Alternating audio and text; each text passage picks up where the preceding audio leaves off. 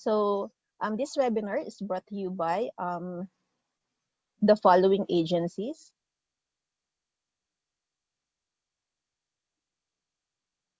the Metro Manila Health Research and Development Consortium. This is primarily hosted by the Far Eastern University and the Our Lady of Fatima University. The lead agencies for the Metro Manila Health are the Department of Health, Department of Science and Technology, the Philippine Council for Health Research and Development, Commission on Higher Education, and the University of the Philippines, Manila. So some of the ground rules of this webinar, the objective of this webinar are to showcase research works on aging science, to provide a venue for international exchange of ideas and research findings, as how as a society we can become a society of super seniors, also to provide an opportunity for allied health professionals, researchers, students, seniors, and their carers to learn more from world-class researchers and practitioners on how to prepare themselves and their loved ones to become super seniors, and also to capacitate allied health institutions, practitioners, students, seniors, and their carers on their rights and benefits that are legally mandated and required for all Filipino senior citizens. To have a smoother flow, the post-test and evaluation mechanics are as follows. So the link of the post-test and evaluation will be flashed at the end of the webinar. Only those who were able to attend the webinar via Zoom will be issued a certificate of active participation, provided that they get a passing rate of 60% in the post-test. Participants are advised to refrain from sharing the post-test and evaluation forms. Post-test will be given available for 2 days. After which it can no longer be accessed. Participants who wish to get certificates are advised to accomplish the post-test as soon as possible. Certificates will be sent via email, and make sure that you enter the correct email addresses. For our question and answer mechanics, so questions from the Zoom Q&A box, and I think we are via YouTube right now, will be acknowledged. Participants who are planning to send their questions are requested to state their name and affiliation when dropping questions via the Zoom chat box or the comments from the YouTube, or if ever you have questions from the Facebook, although we are live streaming from YouTube right now. 10 minutes will be allotted for each speaker to answer questions from the audience. The number of questions that will be accommodated will depend on the time.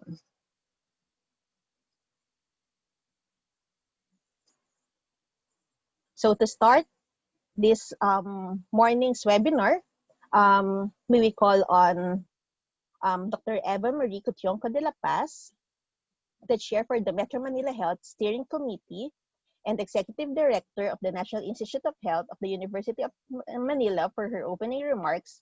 This will be followed by key messages from our lead agencies of the Metro Manila Health Research Development Consortium, namely Dr. Carmencita Padilla, the lead convener of the MMHRDC and Chancellor of the UP Manila, Dr. R.D. Jose Patalidhog III, the Director of NCR Office of the Department of Science and Technology, a message from Dr. Corazon I. Flores, the OIC Director 5 of the Metro Manila Center for Health Development of the Department of Health, Dr. Virginia Aquiate, the Director of the NCR Commission on Higher Education, and last but not the least, by Dr. Jaime C. Montoya, the Executive Director for the Philippine Council for Health Research and Development.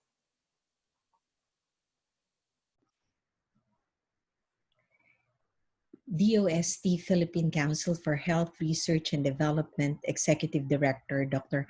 Jaime Montoya, Commission on Higher Education Commissioner Dr. Lilian de las Llagas, our distinguished keynote speaker, UP Manila Chancellor and MMHRDC Lead Convener Dr. Carmencita Padilla, DOST NCR Director and Lead Convener Engineer Jose Patalidhog III, DOH MMHRDC Director Dr. Corazon Flores, esteemed speakers, colleagues from various government agencies, representatives from the current member institutions of MMHRDC and the Regional Health Research and Development Consortia, friends, and to all health enthusiasts, a pleasant morning to all and welcome to the Metro Manila Health Research and Development Consortium webinar series entitled The Road to SuperSeniors, The Science of Aging.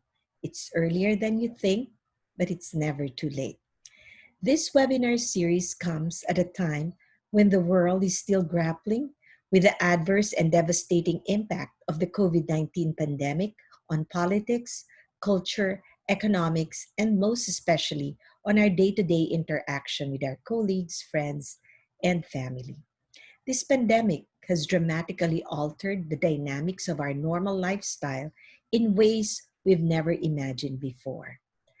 As the rest of the world is racing to find a cure and solutions to the COVID-19 pandemic, our country's health system is likewise trying and steadily adapting to the new normal.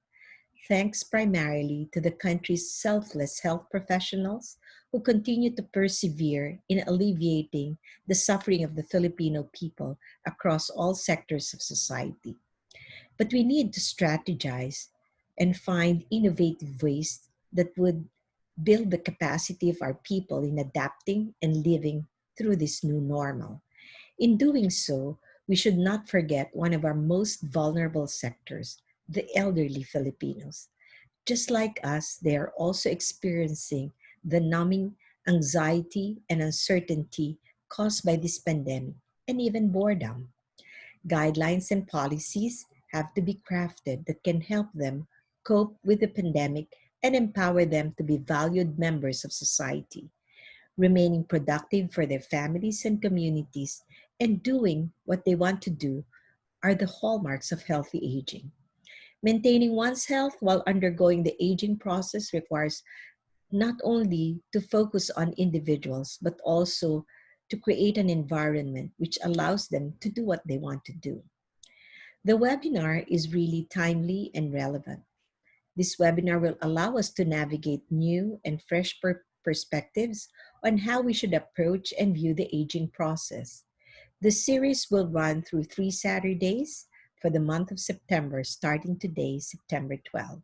It will provide us an avenue to learn from internationally and nationally recognized experts on how we should prepare ourselves and our loved ones on the path of becoming super seniors and how we could empower the Filipino elderly when it comes to their rights and privileges.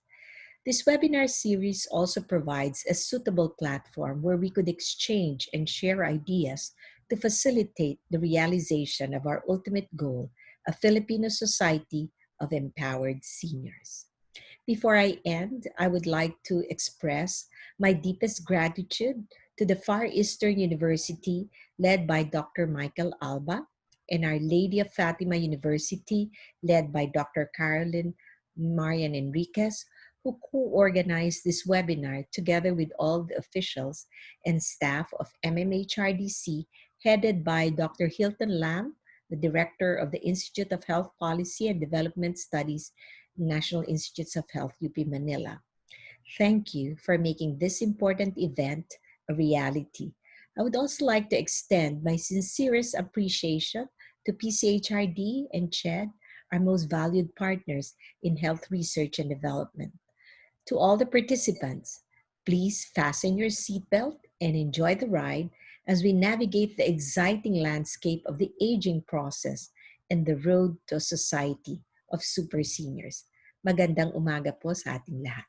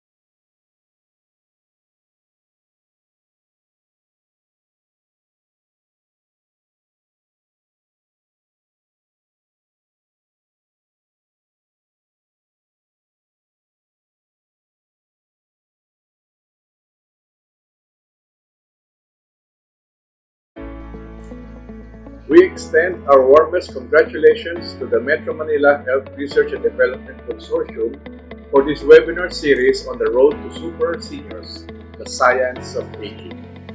We commend the members of the MMHRDC for studies that tackle productive aging. This webinar series serves as a tribute to the prime years of the aging population, telling us that it is early that you think, but it's never too late. The series will discuss science-based approaches on the different aspects of growing older in age. There is a continuing need to focus the lenses of research and development to vulnerable groups such as the aging population.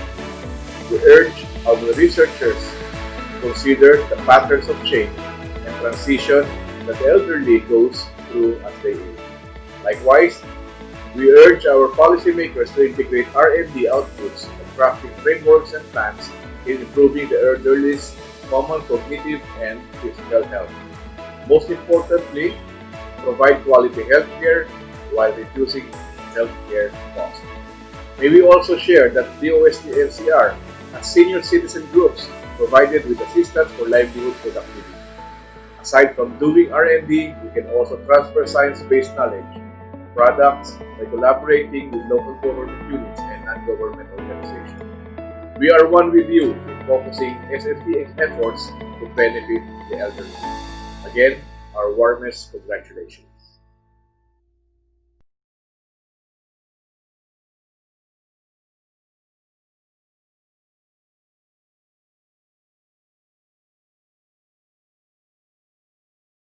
Magandang araw po sa ating lahat, sa ating pong organizer ng webinar series na to, sa ating pong mga participants. Sana po'y nasa mabuti kayong kalagayan at wala namang iniindang anumang karamdaman.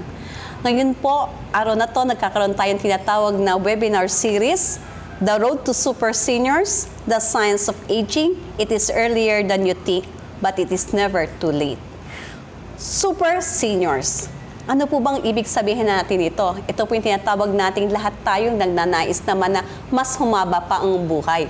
The super seniors are those beyond 80 years old. At tayo, alam ko naman po, nalulungkot tayo pagka na may nabalitaan tayo na may mga wala pang 30, wala pang 40 namatay na po, inatake. And ngayon pong araw na to, tayong lahat ay may matututunan. Marami po tayong matutunan sa tinatawag nating webinar series na to.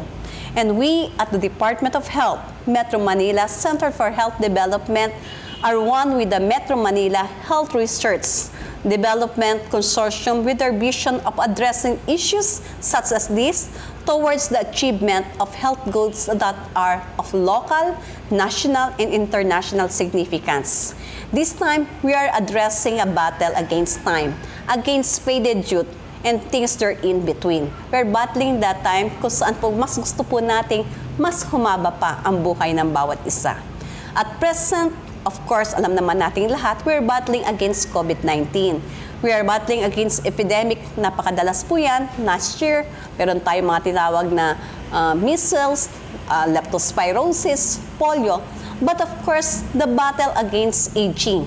Kumbaga, pagka nakarits na, lalo na sa mga babae, pagka nakarits na ng 40s, nagkakaroon na lang mga depression o nalulungkot na siya dahil lalo na pagka may mga kulubot na. Alam niyo naman po, sa ating mga kabaihan na balidoso, gusto po natin ma-preserve ang ating kagandahan.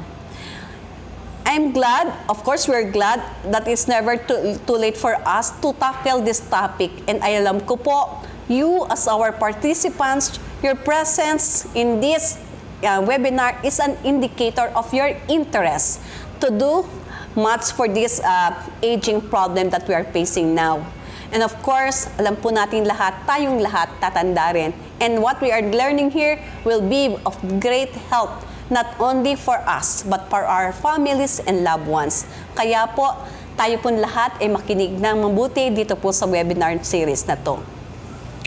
With a variety of topics offered in this webinar, with so much anticipation, I am thrilled that the insights from our resource speakers will further concretize our very foundation and be instrumental in expanding our rates of influence. Allow me to express my early congratulations to the Metro Manila Research and Development Team. Of course, maraming salamat din po sa ating pong mga partners, co-organizing institution, Far Eastern University, and of course, Our Lady of Fatima University for such a brilliant idea of putting this into action. This is a worthwhile experience for all of us to continuously learn something new on how we can further grow to improve or what we can do further to have a longer life for everyone. And of course, it's my wish that the road to SuperSeniors be galvanized into action in Metro Manila, if not for the whole archipelago. A simple tip that we have to put into our mind to live a longer and of course satisfied life. Take time, of course, to pray, to meditate, to give thanks to what we have received, to exercise, to have a good diet. And lastly, my prayer for everyone is taken from Psalms 91 verse 16. I pray that all of us will experience a long and satisfied life. Magandang araw po sa ating lahat.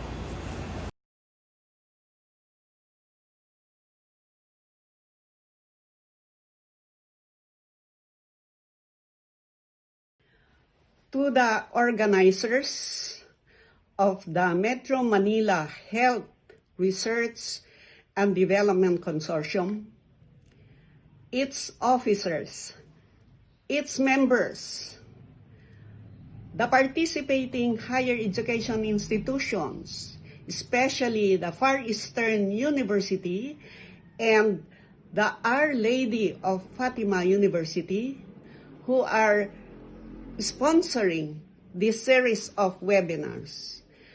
Distinguished guests, ladies and gentlemen, good morning to one and all. Your theme for today, the road to SuperSeniors, the science of aging, is a very appropriate one. It's earlier than you think, but it's never too late. It is very timely in these times when the senior populace is suddenly increasing.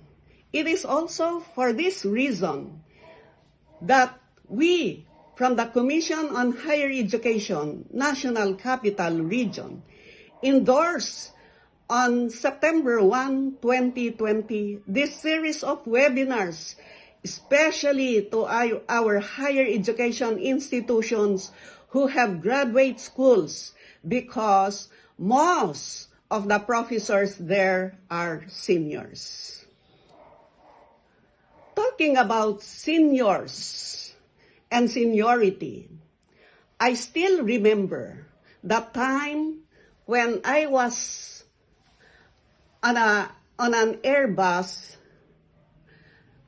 air-conditioned bus bound to Baguio.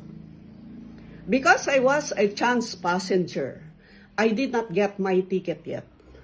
I happened to be seated to a senior lady who also just entered, and she too is a chance passenger. After a few minutes, the conductor of the bus came near and asked the senior lady, "Are you a senior?" To my surprise, this lady suddenly got angry and strongly retorted, "Bakit? Mukhang matanda ba ako?" And looking at the very bewildered poor conductor, I proudly approached him and I said, "I am a senior." The conductor then showed me to a very nice seat in front and even gave me a 20% discount. The senior lady retorted again, and she said, "Hindi naman hamak na mas matanda ako sa kanya. Bakit mo pa siya dinala doon sa mas magandang upuan, habang ako naman andito?" I looked at her humbly And I said, here is my ID. I am a senior. Whether, my dear friends, whether we are mistaken as not yet senior or already seniors, let's be proud that we have reached this stage, and let us be happy because this time we are already enjoying the perks of seniority. With the 20% discount, with the different allowances, and with, the added taxes are already being removed from us. So it is for this reason, my dear friends, especially to the seniors, that I am happy to share to you the tips of being a productive and happy senior. I took it from the acronym Senior Aging, SENIOR, and Aging, AGEING. So to start with, letter S, be spiritual. S, be spiritual. Always acknowledge that there is this Almighty Father guiding us day and night. Smile and say good things to people. Letter E, embrace the good vibes. Throw away bitterness in your life. There is no time to grudge, to pout, to be negative. In these pandemic times, let's embrace the good vibes and make things look positive. Letter M, network with other people. Do not ignore people. Network with them. And be happy. Letter I, inspire others instead of insulting them. Inspire others instead of insulting them. And letter R, remember the good times. Do not forget your past happy moments. According to some psychologists, they say that the farther you can remember your happy moments in your childhood, maybe when you are 2, you are 3 or 4 years old, the most likely that you will not be experiencing Alzheimer's or the loss of memory. So, senior. Now we come to aging. Aging. A, add spices to your life. Do Zumba, go out with friends, and be comfortable with those that you really want to go out with. Letter G, give to charity. Be compassionate to the needy. Be compassionate to the poor. Letter E, as I have said earlier, enjoy every minute as if it is your last. Enjoy every minute as if it is your last to stay on earth. Letter I again, involve others to good work. Involve others to do good work. Letter N, nurture your skills and talents and share it to others. Try doing artwork. Try embroidery. Try other things. Try to compose poetry or poems and sing a lot. Letter G, go out and serve. As seniors, we have to be doing extension work. We have to join civic organizations.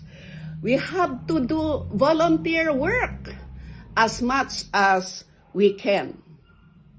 My dear friends, especially my dear seniors, by then and only then can we say that we are on the road for super positive-minded seniors, ever loving, ever caring, ever inspiring to other seniors, and ever prayerful. Keep safe, my dear friends. Mabuhay tayong lahat. Mabuhay ang Metro Manila Health and Research and mabuhay ang Manila Metro Manila Health and Research and Development Consortium. Mabuhay tayong lahat. Thank you po.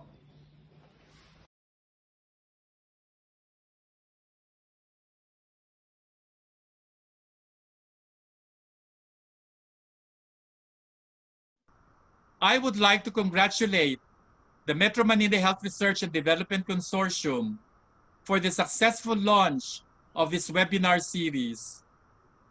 As COVID-19 continues to pose a great deal of challenges towards the way we do health research, this event is proof of our commitment to bring solutions closer to our communities.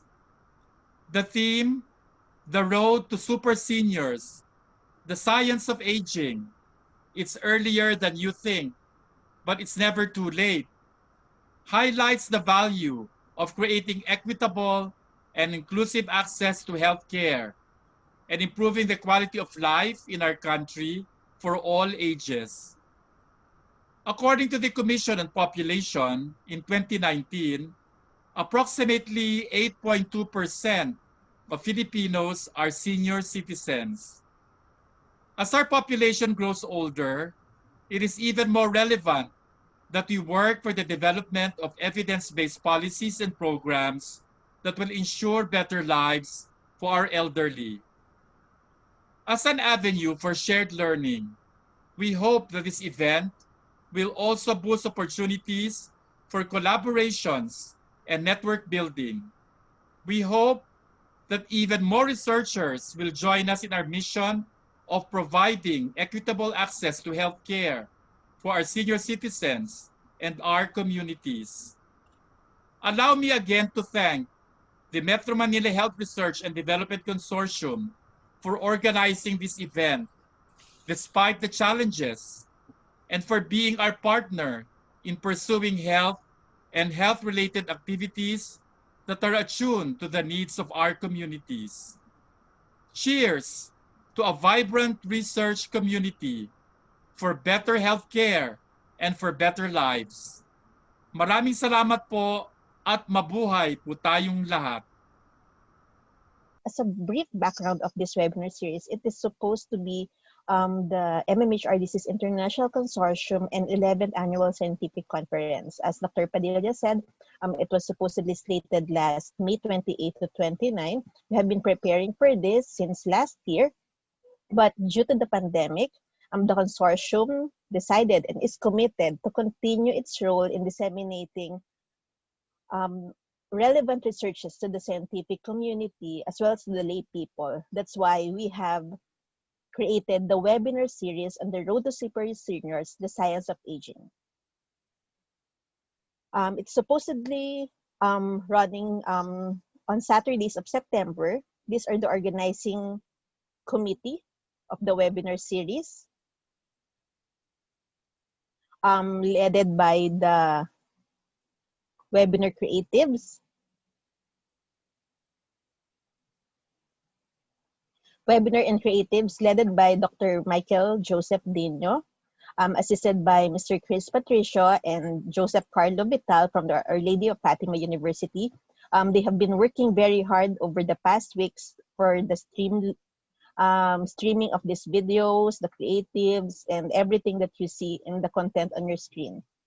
The program committee, which is composed by Dr. Maria Belinda Buenafe from FEU, Professor Joycelyn Filteo of FEU also, and Dr. Maria Luisa Enriquez from De La Salle University.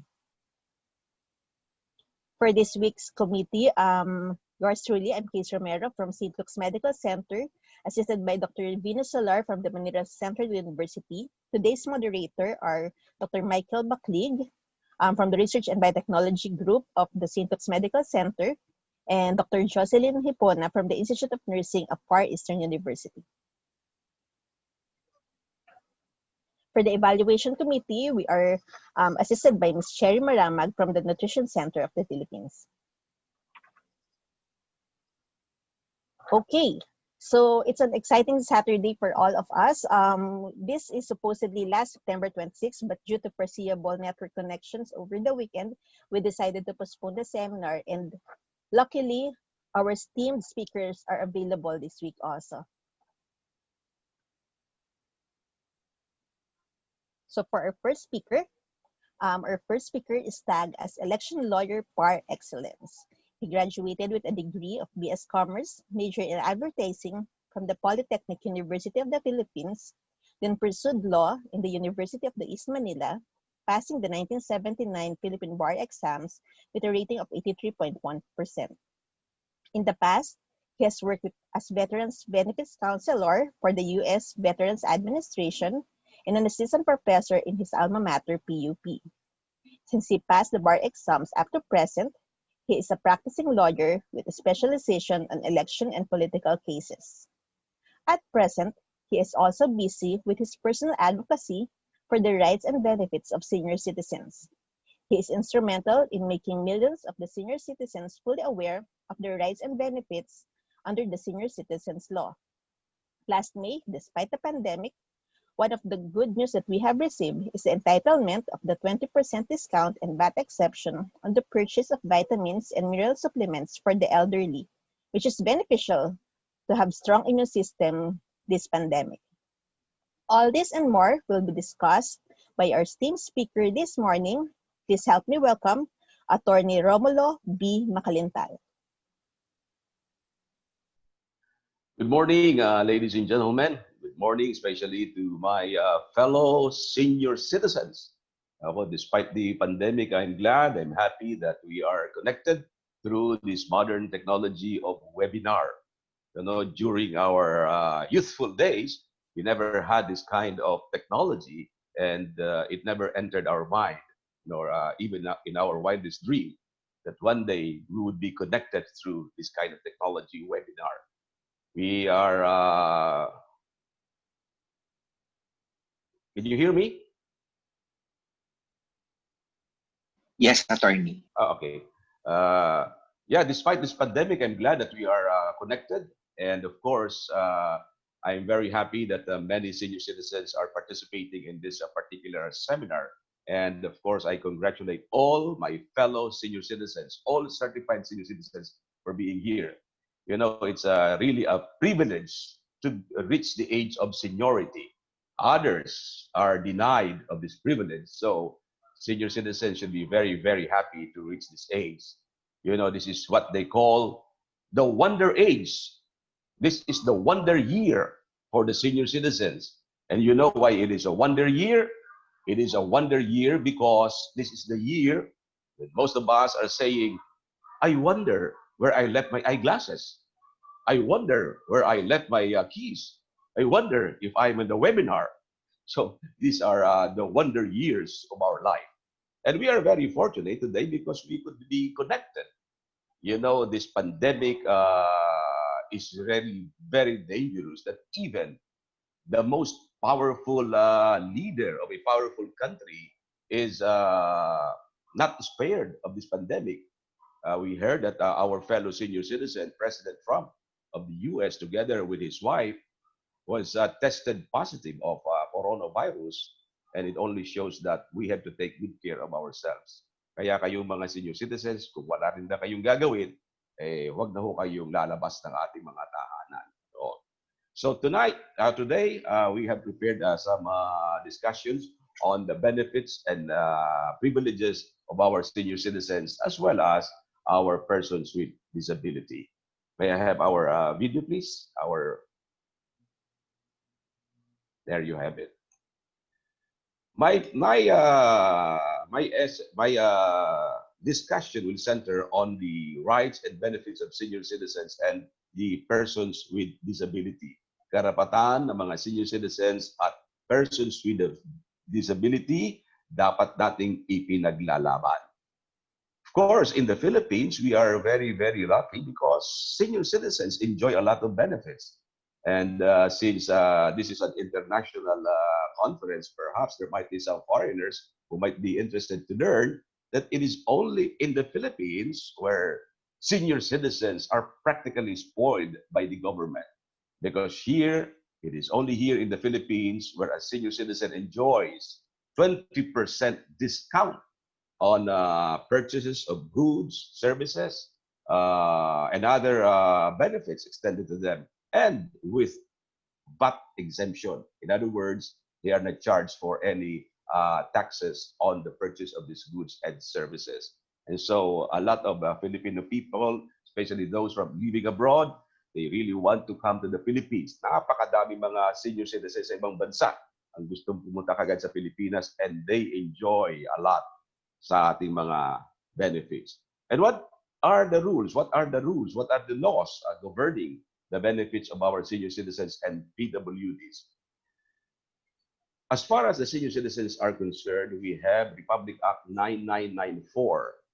This is the Expanded Senior Citizens Act of 2010. You know, previously, only those with age 60 were given the rights to the benefits of senior citizens. But today, all 60 years old and above are given the privilege of the benefits under Republic Act 9994. Insofar as the disabled persons are concerned, their benefits are governed by the Magna Carta for Disabled Persons, or Republic Act 9442. The benefits received by our senior citizens and PWDs are practically the same. It is practically the same because both the senior citizens and the disabled persons are given VAT exemption. In other words, if they purchased medicines or other services, the taxes are not included in the computation of the selling price. The 20% discount are provided under the law. And of course, both the senior citizens and the persons with disabilities are also given the PhilHealth benefits. Automatically, they become members of the PhilHealth benefits despite of the fact that they do not contribute any amount. In other words, once you reach 60 years old, nabibigyan ka na ng mga benefits as a PhilHealth member, as if you are a paying PhilHealth member.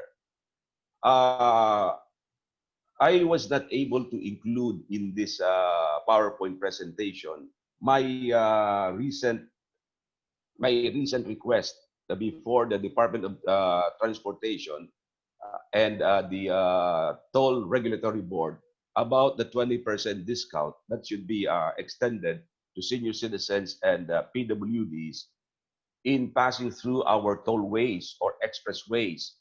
You know, effective November 2, 2020, simula sa November 2, lahat ng mga toll gates, lahat ng mga expressways ay kailangan na yung RFID. What is the RFID? That's the Radio Frequency Identification. Kaya kung wala kayo diyan, ay baka hindi kayo makapasok sa mga toll gates, toll pays. And effective November 2, the Department of Transportation and the Toll Regulatory Board will implement a cashless transactions in passing through these expressways. So the other day, last September 28, I wrote a letter to the Department of Transportation Chairman, Secretary Tugade, who is also the Chairman of the Toll Regulatory Board, to implement the law, giving the disabled persons and senior citizens 20% discount on the purchase of RFID. Sa madaling salita, tayo po mga senior citizens and persons with disability, kailangan mabigyan tayo ng diskwento sa pagbili natin ng mga RFID o toll fees. I'm sure Almost 90% of our senior citizens and PWDs are passing through these expressways, and you know what I'm talking about on RFID. So how do we implement this RFID? This is a very, very new provision in the law. There is a law under Republic Act 9442, especially on its implementing rules and regulations, and also under Republic Act 9994. 20% discount. I am proposing before the DOTR and Toll Regulatory Board that the discount should be given automatically to the senior or to the PWD. For instance, if you purchase 1,000 pesos RFID load, kung ikaw ay maglo-load ng 1,000 pesos, the senior citizen could be given the 200 peso discount, that is 20%. And of course, you will only be paying 800 pesos, but the load would be 1,000 pesos. Or the 200 pesos discount could be added to your purchase of 1,000 RFID load, in which case, if you pay 1,000 pesos for the RFID load, then your credit will be 1,200. Maaaring isama na lamang yung diskwento para talagang cashless transaction ang gagawin ng PWD and the senior citizens. And what is now the status of this request? As of now, wala pa po. Sorry. But it is already with the DOTR and the Toll Regulatory Board. And we are requesting, the Senior Citizens Organization are requesting the President to immediately act on our request. Kasi ngayon, October 1 to 7, by the way, is the so-called Elderly Week. Today, we celebrate the Elderly Week. October 1 to 7 is Elderly Week.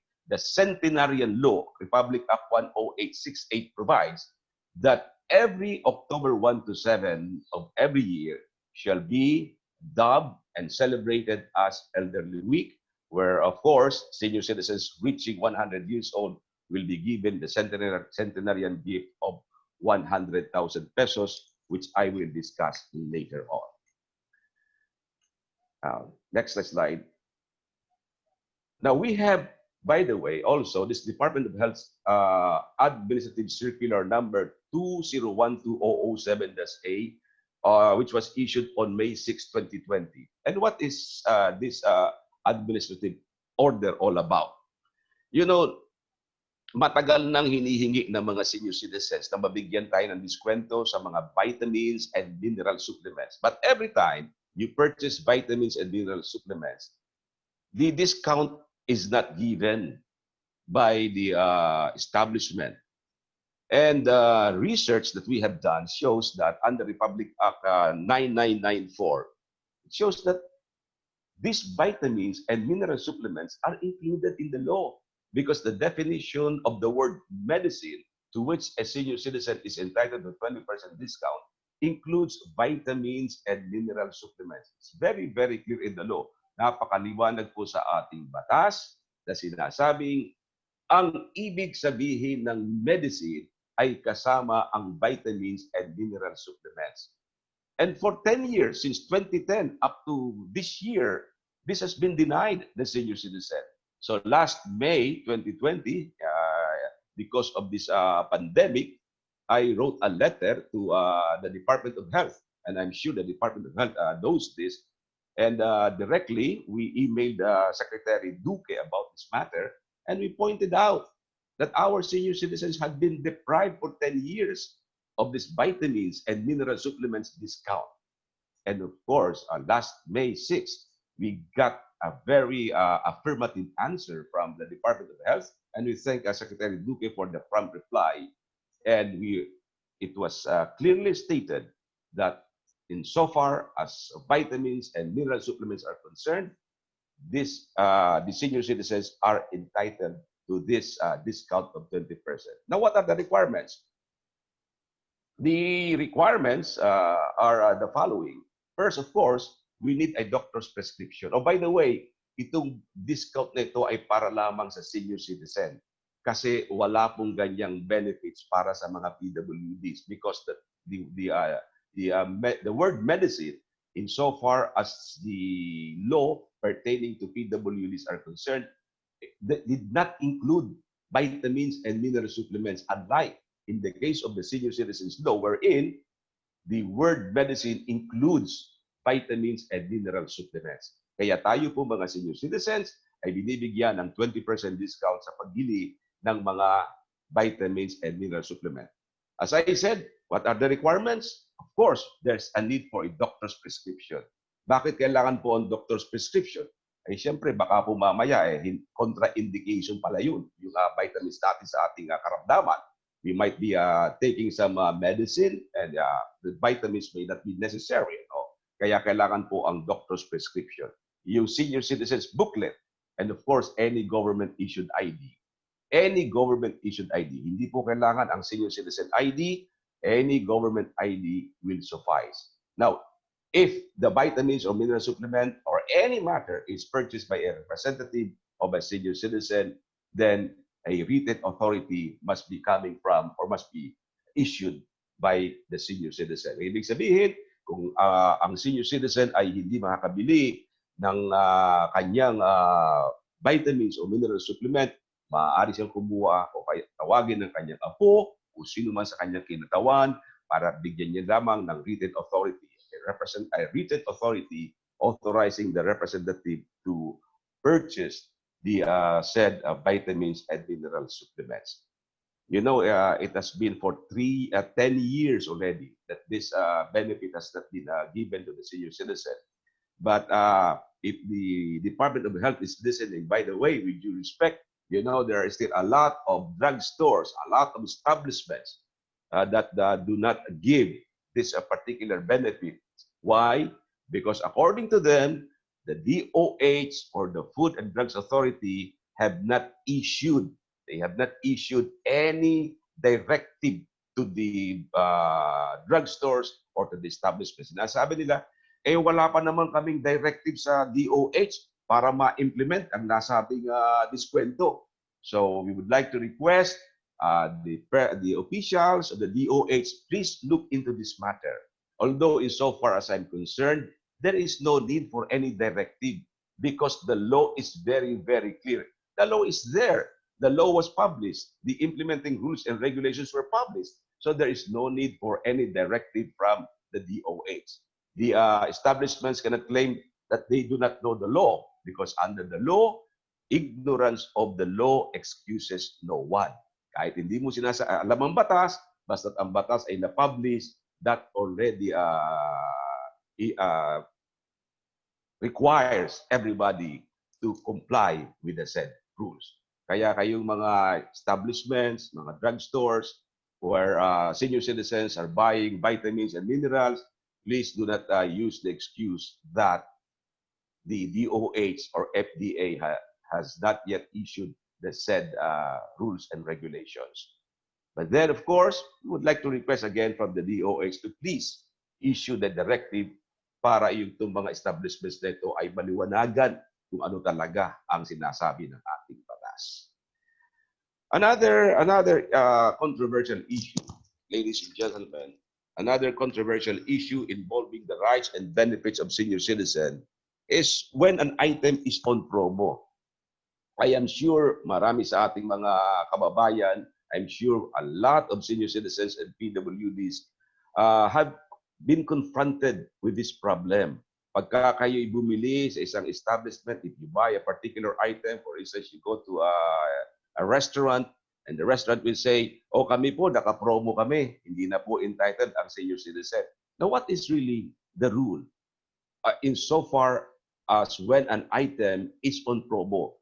Kapag ka ba naka-promo, tayong mga senior citizen ay hindi na entitled sa discount? Well, it depends.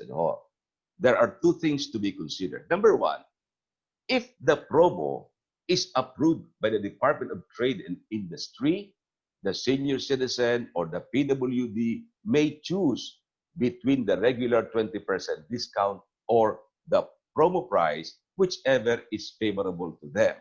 Halimbawa, ang halaga ng bibilihin mo ay 100 pesos. Of course, the 20% of that is 20 pesos.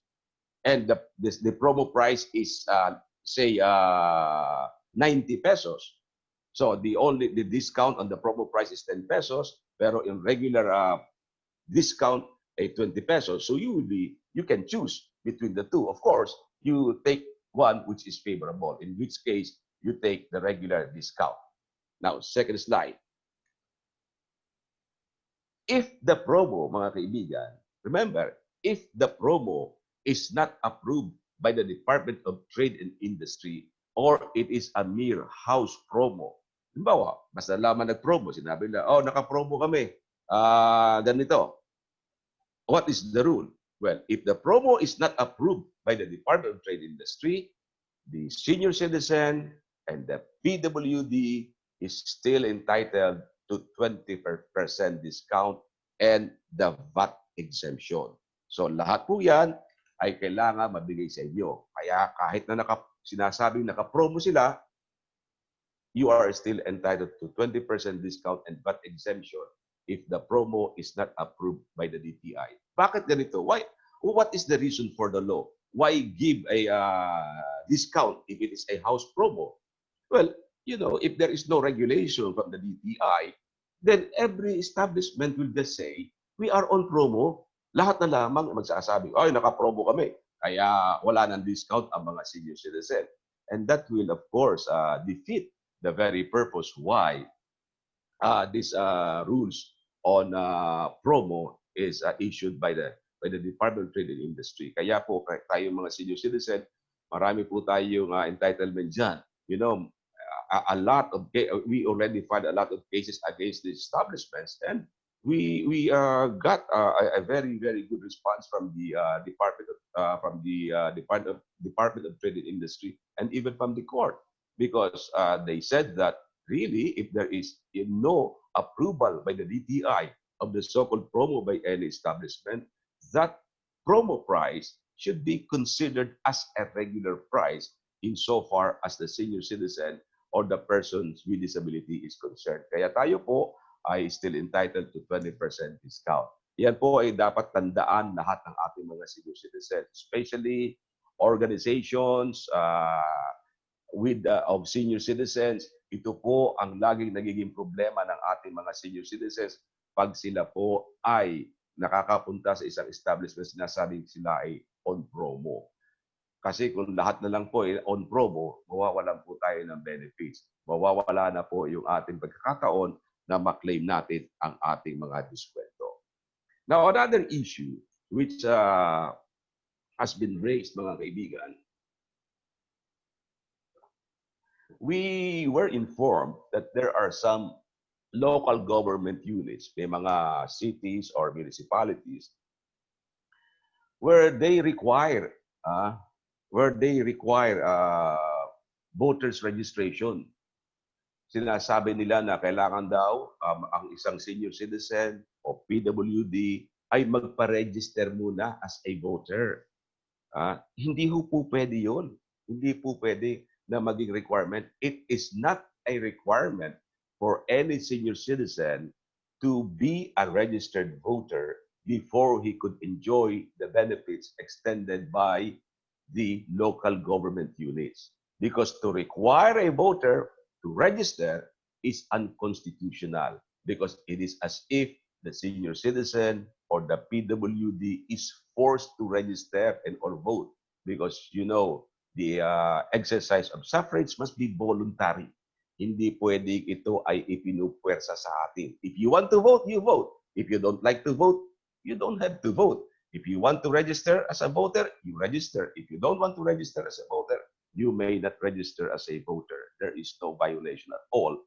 Now, pag sinabi sa inyo na kailangan magpa-register kayo as a voter, yan po ay labag sa batas, labag sa ating constitution, because no one should be forced or be compelled to register just to enjoy a benefit being extended by the law.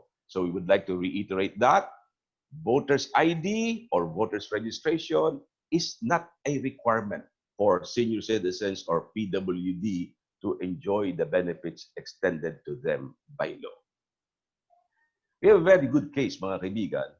Dito po sa City of Manila, the City of Manila, I said, medyo ka po ito, senior citizen friendly or PWD friendly. Can we show the next slide? Yes, the City of Manila, ito ho, noong April 3, 2020, nag-issue po si Mayor Isko Moreno ng isang resolution wherein the City of Manila repealed a provision of its ordinance number 8565 requiring PWD to register as a voter before they could receive the 500 monthly allowance. Nung una, yan po ang provision nila sa Maynila before Isko Moreno became the mayor. There is that provision na kailangan before you receive your senior or your PWD benefit, you must be a registered voter of Manila. But on April 3, 2020, we are very, very happy to note that Mayor Isko Moreno repealed this particular provision of the ordinance. And now, senior citizens or PWD may receive their 500 monthly allowance without being a registered voter of Manila. But the question is, paano po namin patutunayan na sila talaga yung mga residente ng Maynila, which is the basic requirement? Well, madali pong patunayan. Sa barangay po, you can just get a certification from the barangay that he is a resident of that particular barangay in the City of Manila. So hindi ho kailangan yung voters registration, kundi even a certificate of residency from the City of from the barangay of the City of Manila is sufficient in order to enjoy the benefits extended by the local government units. Alam po kasi ninyo, maraming mga local government units ang nagbibigay ng iba't ibang mga benefits. In some local government units, they extend free movies every day. Sa ibang LGUs, hindi po ganun. In some LGUs, they give additional pension benefits, which is not available in other LGUs. Bakit po ganun? Bakit iba't iba? Well, it always depends po. It depends on the financial capability of the local government units as to how much they could extend financial benefits to their senior citizens or to PWDs. Kaya kung kayo'y nakatira sa mayamang munisipyo o syudad, mas mayaman po ang tatanggapin ninyo o mas malaki po ang inyong tatanggapin mula sa inyong local government units. Next po. Ito, maganda po ito. Republic Act 10868. This is what we call the Centenarians Act of 2010, 2016. Ito pong Centenarian Acts of 2016, ito po yung nagbibigay ng 100,000 pesos pagdating po natin ng 100 years old. When we reach 100 years old, you receive 100 pesos, 100,000 pesos.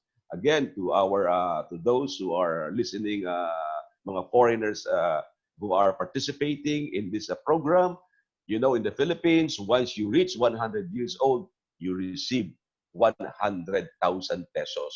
And this is payable the first Sunday of October. Kaya nga ngayon po, yung Elderly Week. This is why we call this Centenarians Act of 2016, because this benefit of 100,000 pesos is given either on the first Sunday of October or during the actual 100th birthday of the centenarian. So, kung halimbawa kayo magiging 100 years old by December, sa December pa ninyo matatanggap ang inyong benefits as a centenarian. So, what are the requirements? We have a lot of problems encountered insofar as this benefit is concerned. Because most of our senior citizens, they were born before the war or during the war of World War II. So sabi nila, how could we prove? How could we prove our age, 100 years of age? Ang mga records namin nasira na. Most of our birth records were destroyed during the war. And this really is a problem insofar as some senior citizens are concerned. But the law is very, very lenient insofar as the extension of this benefit is concerned. Any of the following documents could be used. Maaari pong magamit ang alinman sa mga sumusunod na dokumento. For instance, the birth or baptismal certificate of the children. Halimbawa, yung mga birth certificate ng inyong anak. Because in the birth certificate of your children, it shows the date, the age of the mother. So if you know the age of the mother on the date of birth of your children, you could already compute the age of the mother as of now. Kaya yung mga senior citizens na gusto mag-claim claiming to be 100 years old, they can use the birth certificate of their children. I know that because my mother-in-law is 103 years old, and she already received her 100,000 pesos centenarian gift, and we only used the birth certificates of her 9 children, no, siyam na anak niya, and from the birth certificates of the 9 children, we were able to present the actual age of of my mother-in-law. So she received her 100,000 pesos when she reached 100 years old. The baptismal certificate of your children will also show your age during the baptism of your children, so you could easily compute your age as of now. The marriage certificate of the senior citizen will also show kung ilang itaon ka na nung ikaw ikinasal. So you can easily compute your age. Even the school records of the senior citizen is are also valid documents to prove the age of the senior citizen. The senior citizen card, ID card of the senior citizen when he applied for his senior citizen's card could also be basis. Now, if we don't have all these documents, the law also allows the affidavits of two interested persons. Dapat affidavit daw po ng dalawang disinterested persons, who have personal knowledge of the centenarian's actual age, provided that the person making the affidavit is at least 80 years old. Para masabi naman na talagang alam niya to prove that he knows the circumstances of the birth of the centenarian. So these are the documents being considered or allowed by law to prove that the centenarian is really 100 years old. Now, insofar as we're concerned, at present, we have introduced some amendments. Pakibalik lang po doon sa ating the proposed amendments. Yeah, we made some representations in Congress, yung mga kaibigan natin, mga congressmen and senators, that if possible, this particular law should be amended. How should it be amended? Well, of course, if you reach 100 years old, you get 100,000 pesos. But after receiving 100,000 pesos, ano mangyayari? What will happen to the centenarian? Will he just enjoy the 100,000 pesos and after that, wala na?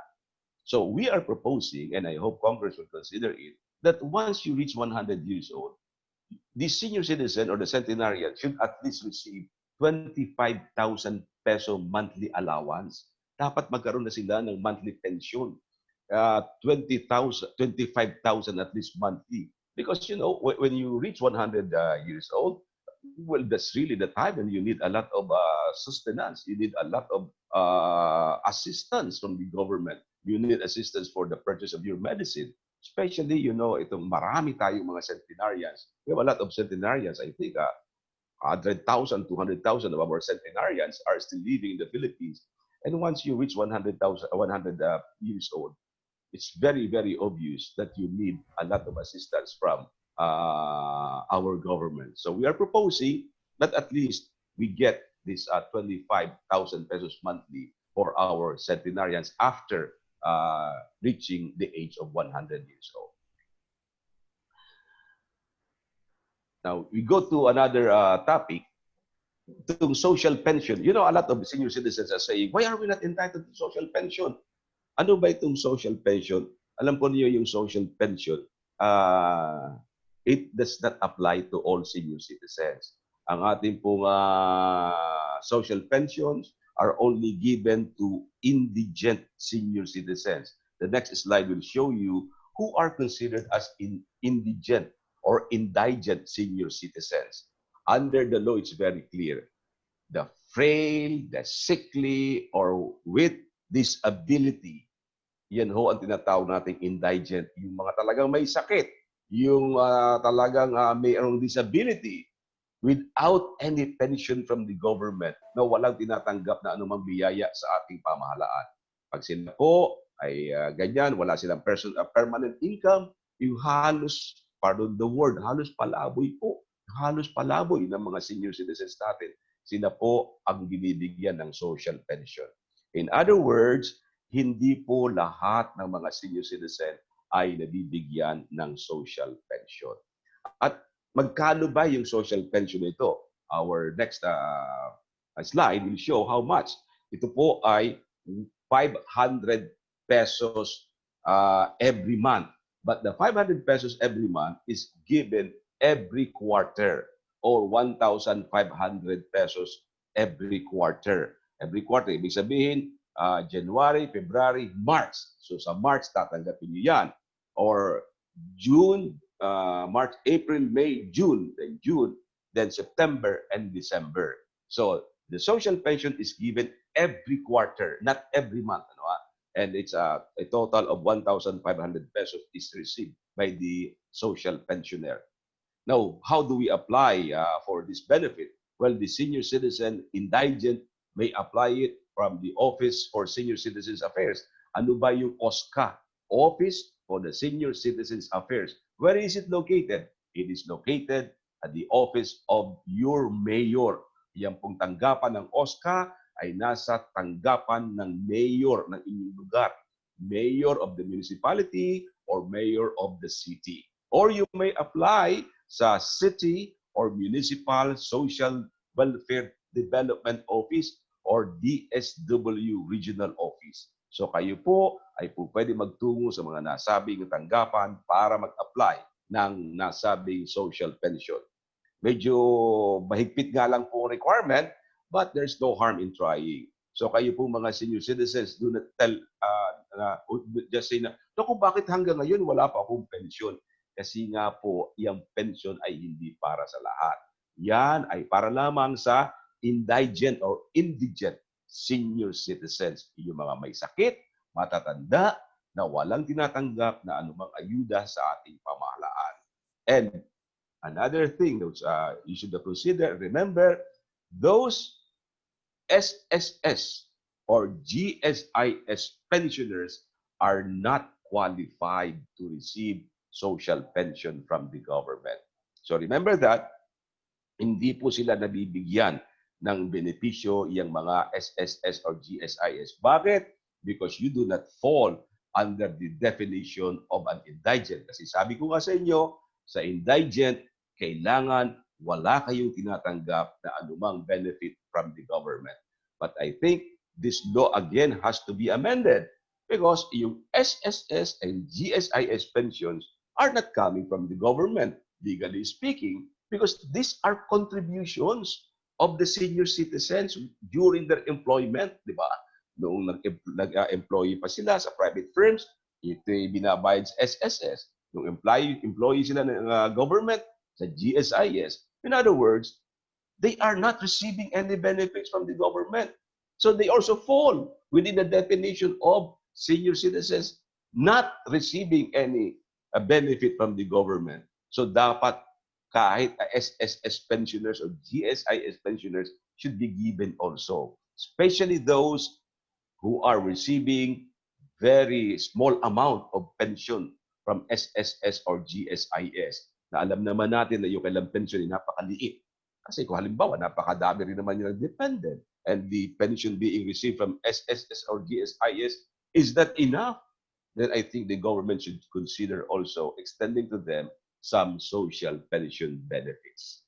Kasi nga po, as I said, the benefits or pension they are receiving are not benefits from the government because these are earned income which they contributed during their employment. Sabi nga when the youth is gone and the work is done by the senior citizens, I think the consolation that you should receive is at least as compassion from the government. Justice without compassion, sabi nga nila, is no justice at all.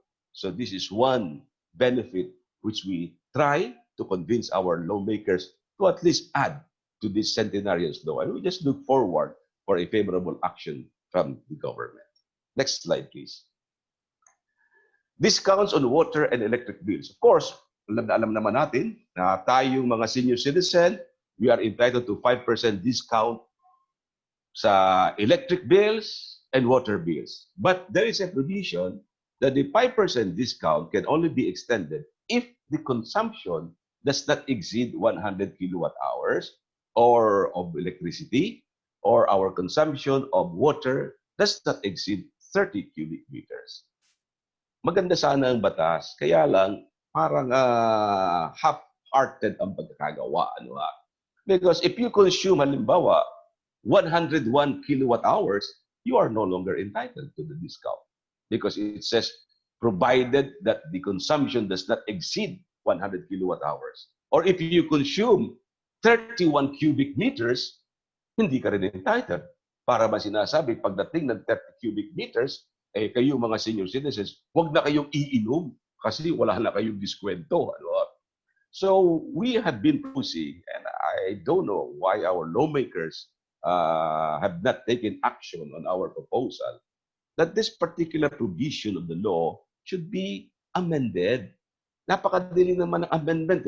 All we are asking is that the law should be amended in such a way that the 5% discount should be extended for the first 100 kilowatt hours or the first 30 cubic meters. Very, very simple lang naman, hindi ba?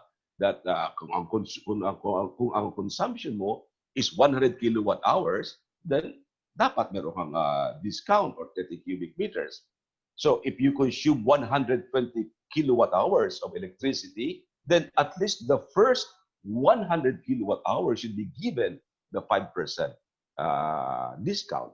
Or if you consume 35 cubic meters of water, at least 30 cubic meters, the first 30 cubic meters should be given the 5% discount. But again, masyadong mahigpit ang batas natin. Until now, the government has not taken action on this particular proposal. But of course, all of these are the benefits received by our seniors and by our PWDs. And we just look forward to further amendments of these benefits from our lawmakers. Meron pa bang, do we still have the time? Great.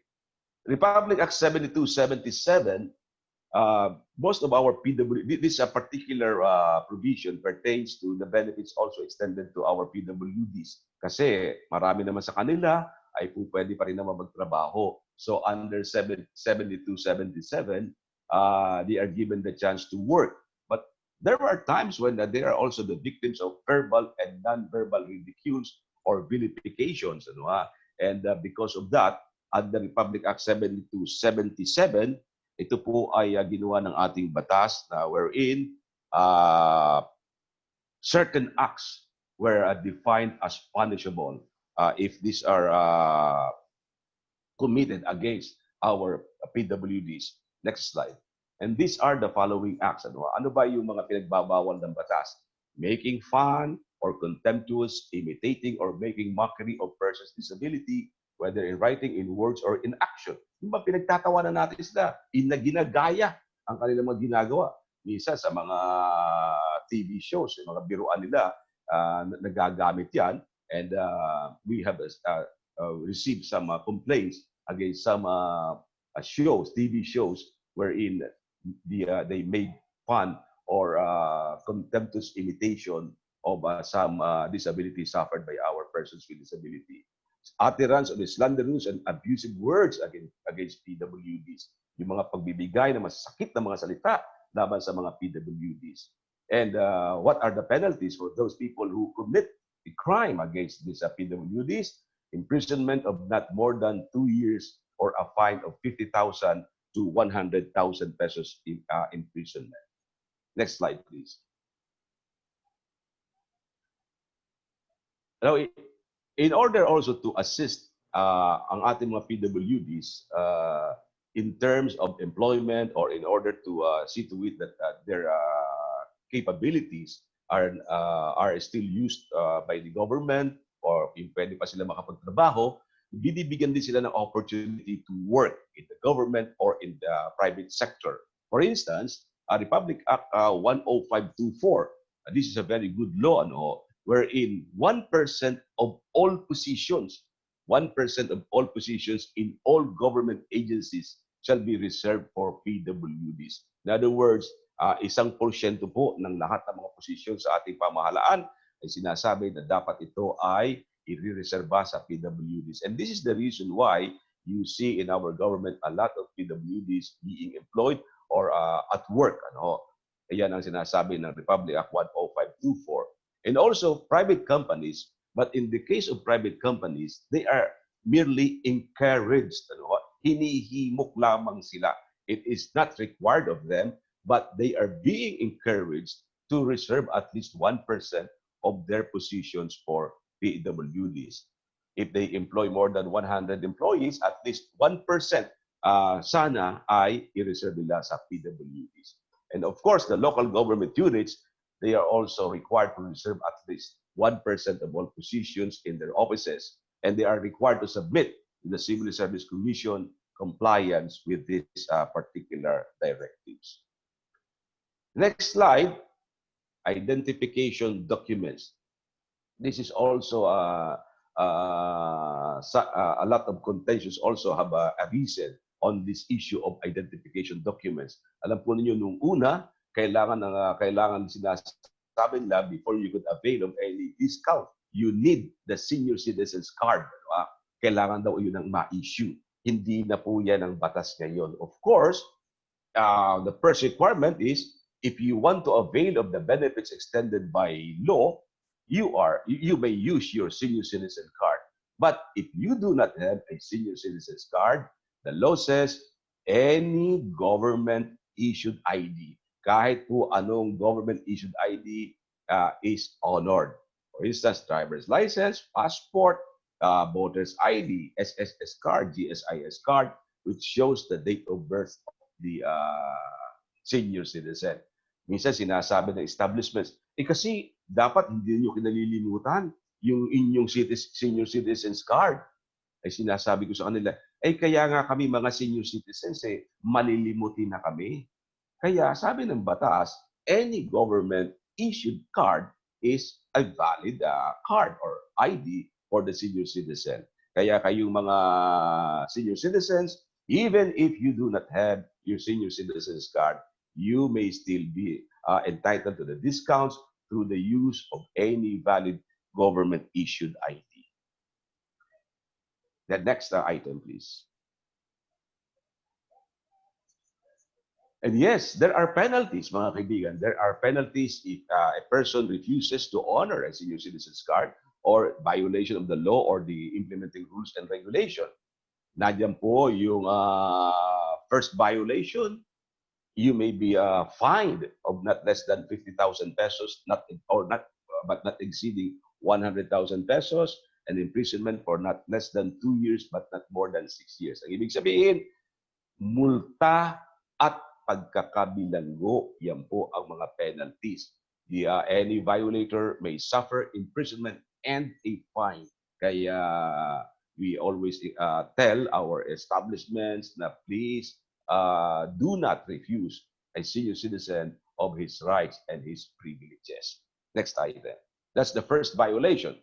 Now, what about in subsequent violation?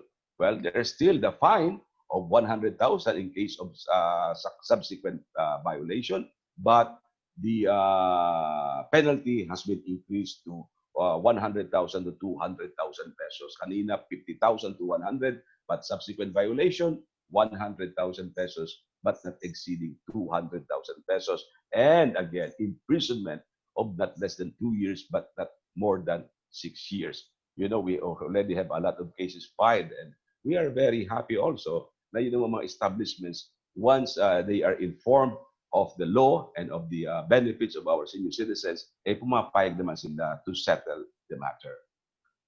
However, there are also penalties for persons who abuses the privileges. Kapag hindi naman senior, sinasabi niyang siya ay senior, o a senior citizen is allowing another person to make use of his senior citizen's card, may penalty din po dyan.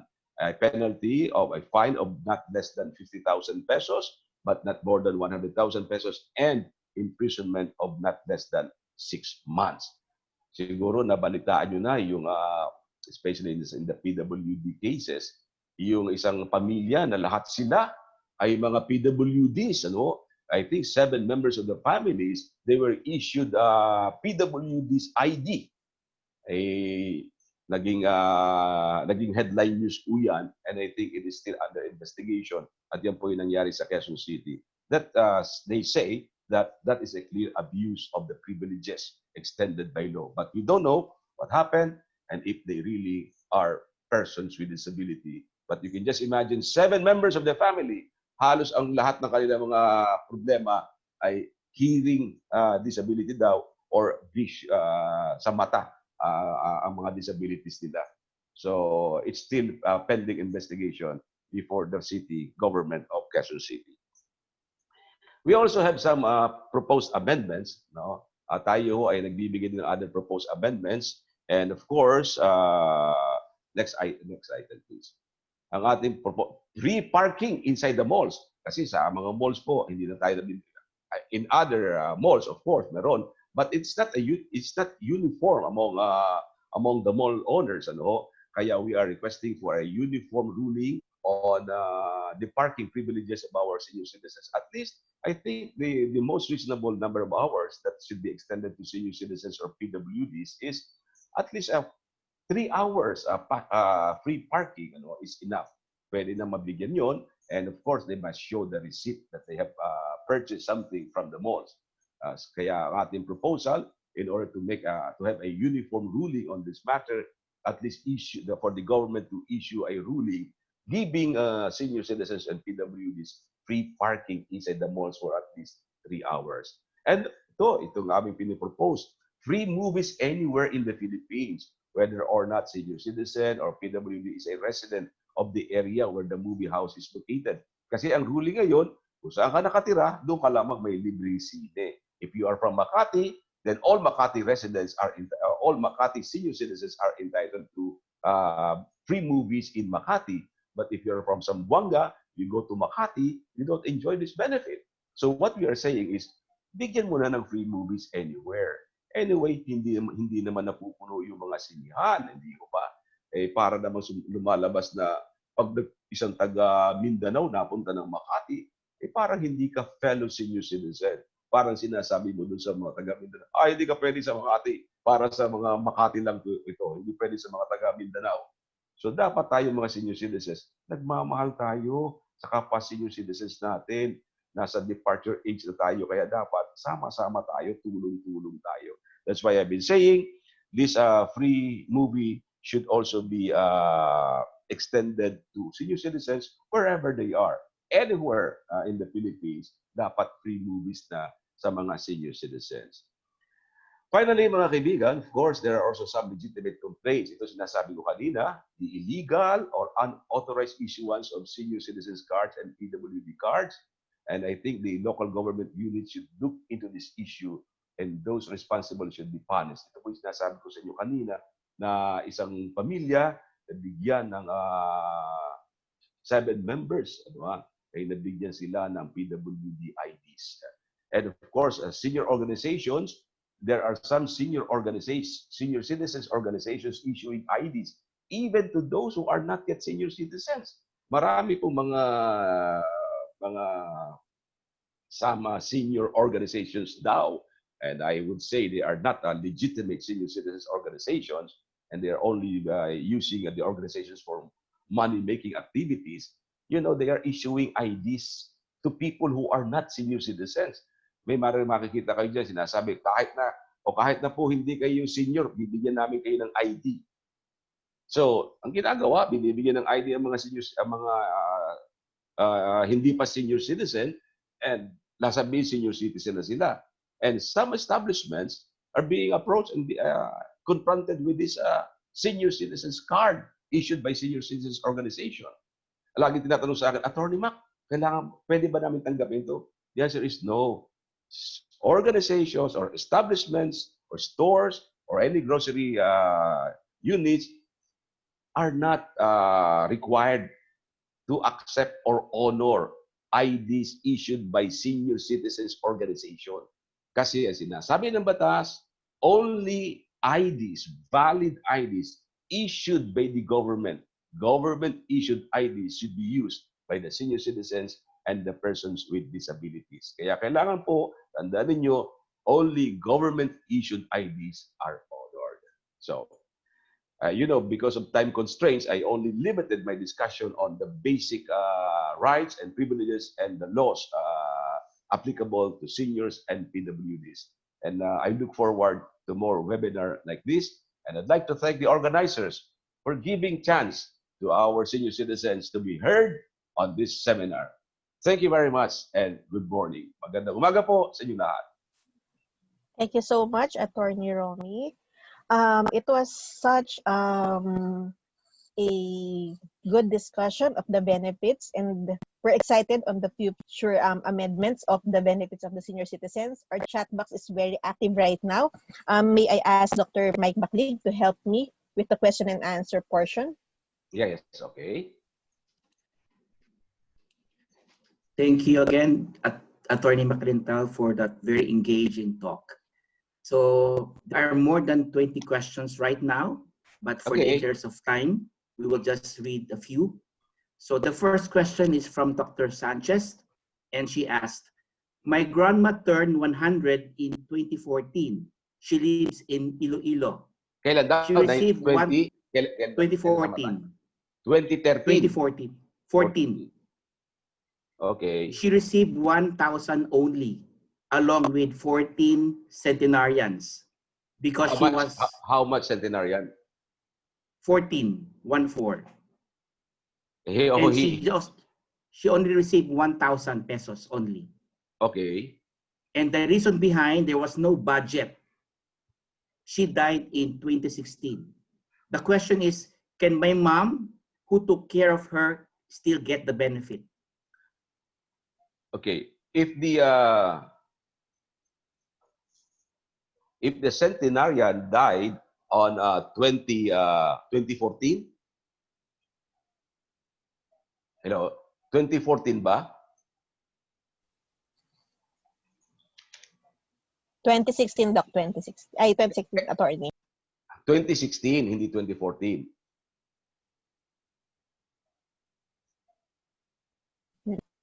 She turned 100 po on 2014. Ito, so sinasabi 2013 kanina. Well, if she died in 2016, when the law is approved, then the reason why he did not or she did not receive the 100,000 pesos because of lack of funds, then the children who spent for the burial or any services rendered to the centenarian can still pursue their claim. Kasi ang sinasabi lang, lack of funds. So if there is already a fund available, then they can always claim that. Kasi yung 1,000 pesos sa burial lang yun eh. Now, yung centenarian's gift, that is under another law, that is under Republic Act 10868. Thank you, Attorney. So there's another question po. If you are a lifetime member of PhilHealth as senior and you are still working, why are still paying PhilHealth contributions at tumaas pa? Under the law kasi, yung those who are working, they are really required to contribute sa PhilHealth. Itong exemption under the law, the exemption is only given to senior citizens who are not members of the PhilHealth. So there is really a disparity between the members who are still employed and those members who are not employed, but automatically they get the benefits from the PhilHealth company. Kaya may konting problema nga dyan, and I think this matter should be addressed directly sa the Department of Health and the PhilHealth organizations. Thank you again.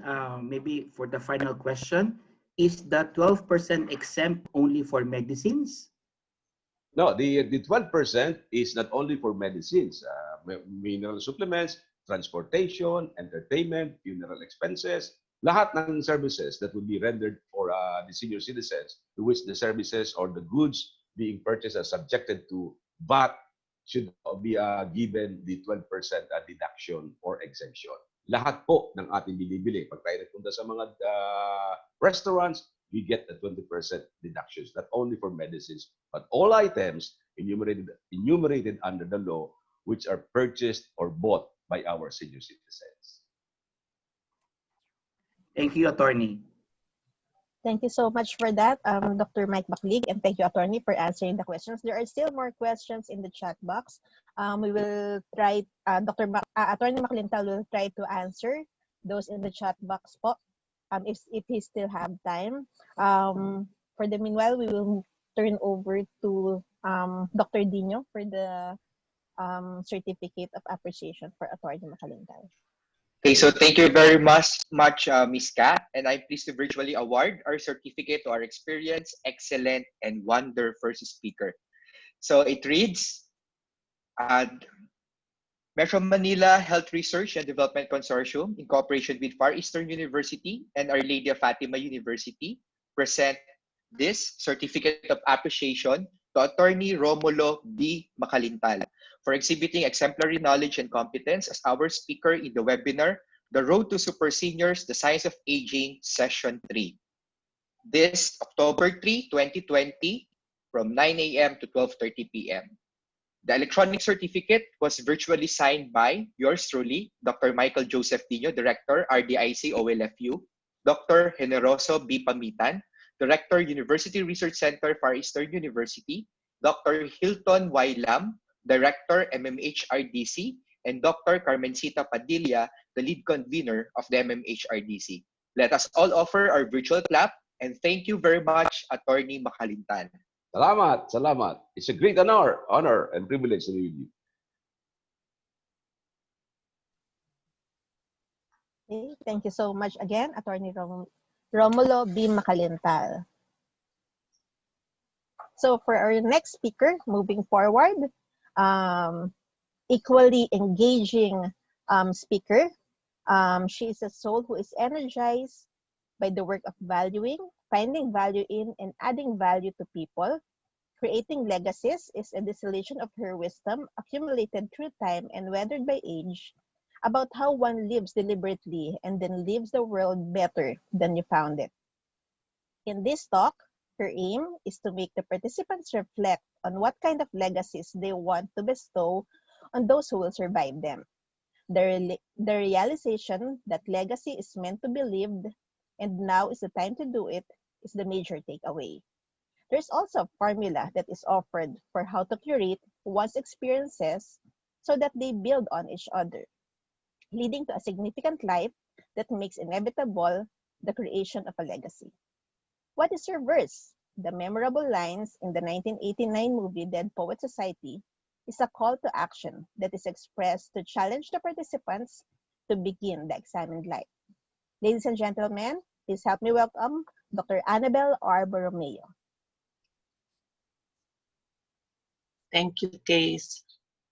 Thank you very much, Case, for that nice intro. Now I was asked to present to you an experiential view of how legacies are created. So please join me at menti.com and type the code 666260. So 666260. Thank you very much for the feedback. Now, just to make sure that our Mentimeter works, let me just start with a fun quiz. There are 4 shapes in front of you.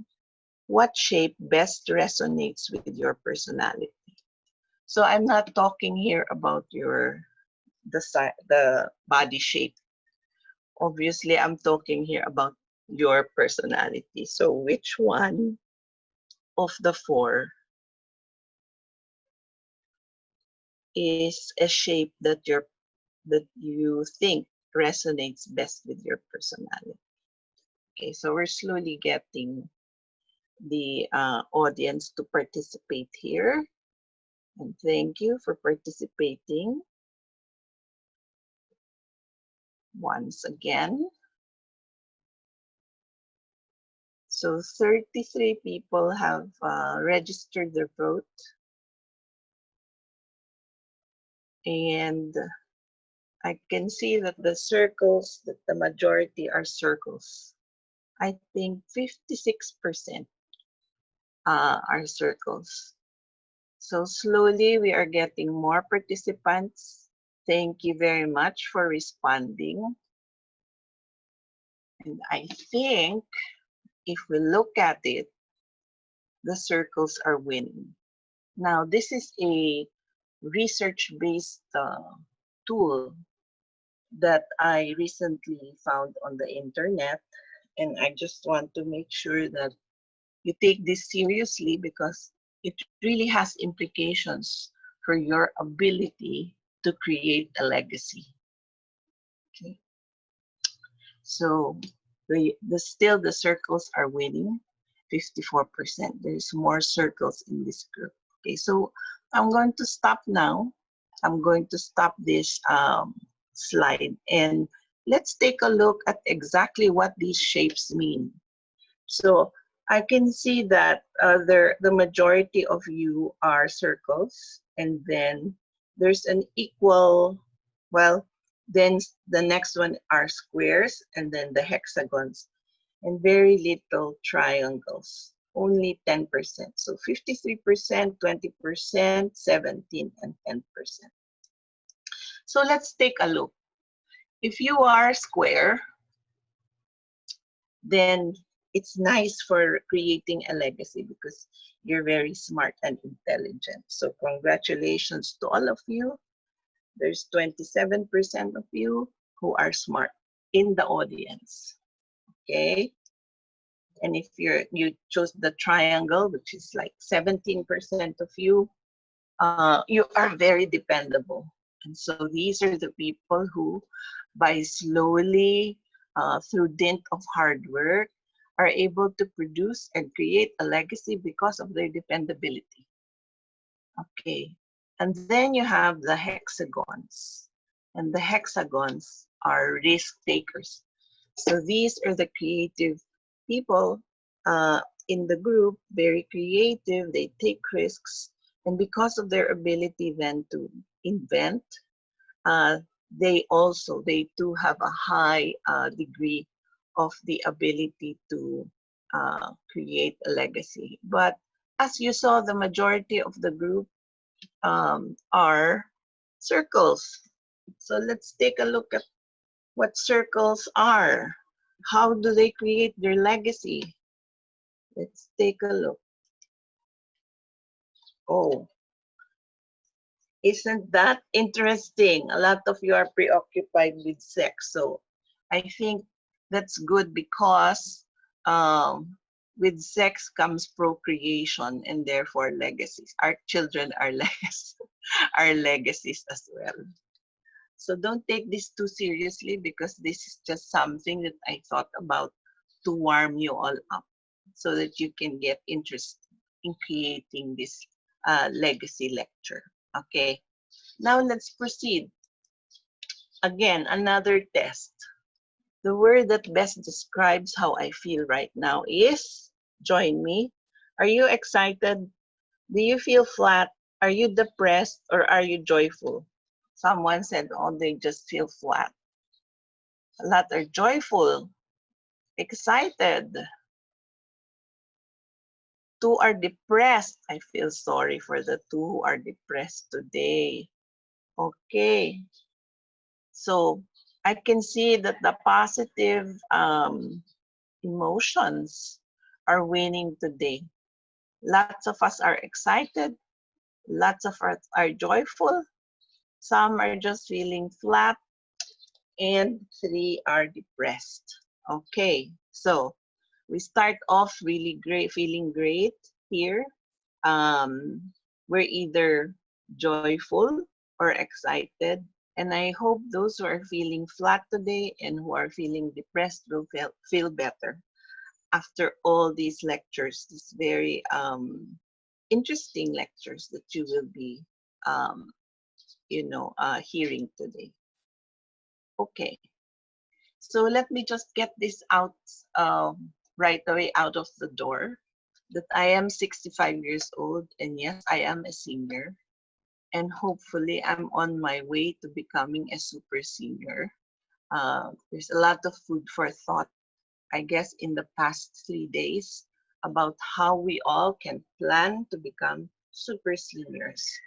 So I've been enjoying the benefits of the good attorney's a lecture, all that he has talked about for the last 5 years. And I am really thankful that I have been given this opportunity to enjoy these benefits. At this age, every day that comes to pass is a blessing, and so that is the gratitude is actually the emotion and the attitude that I bring to the table every day. Now, those of you who do not know me, I just want to say that I am a nurse by profession, and I have lived a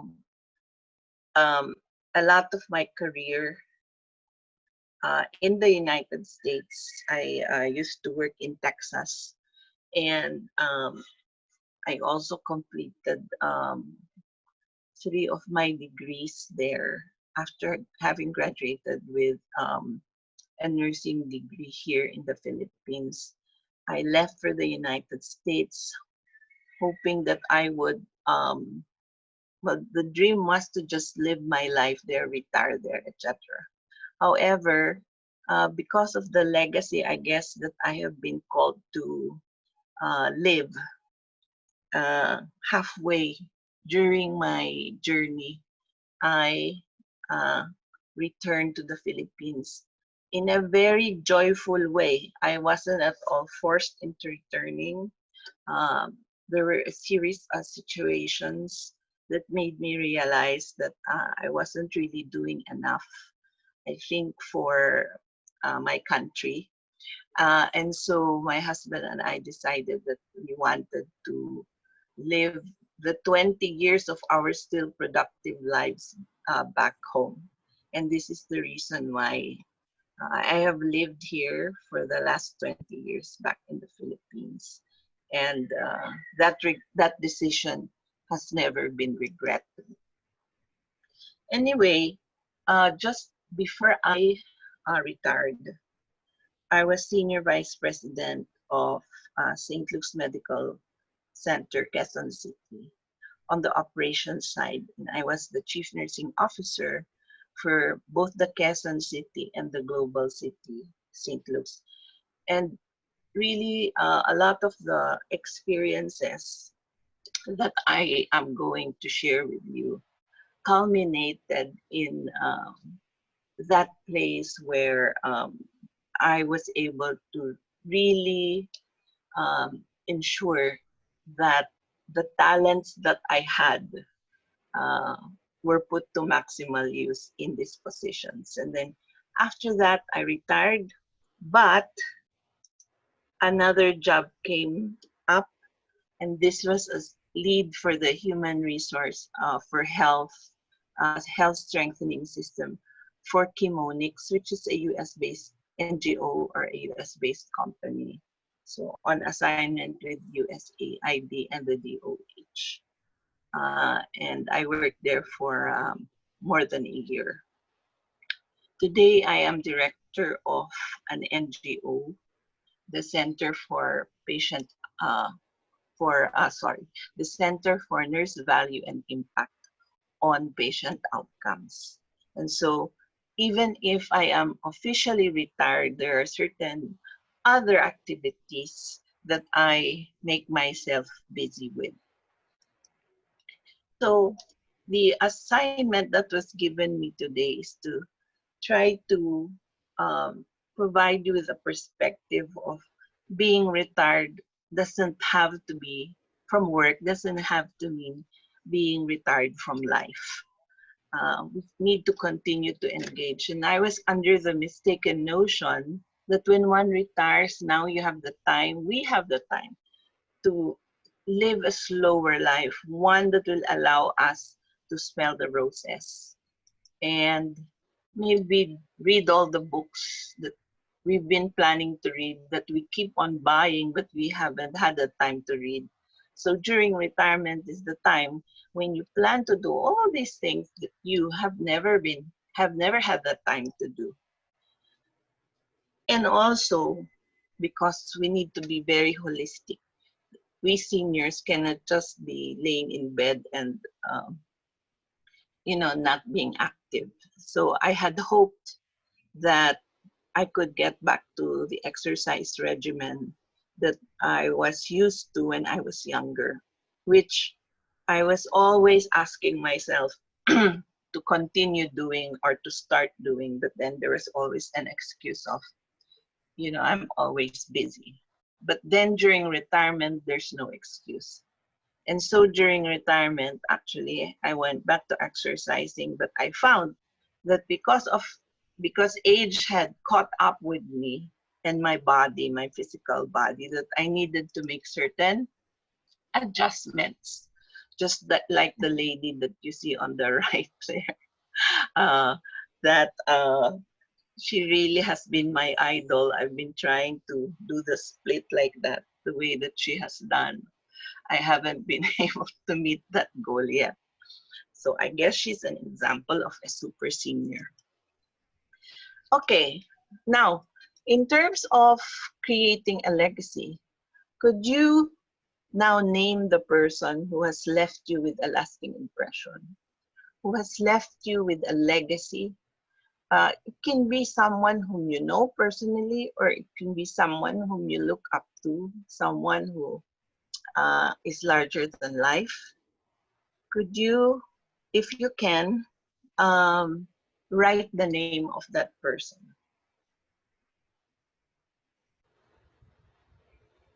Can you do that? Okay, my dad, very good.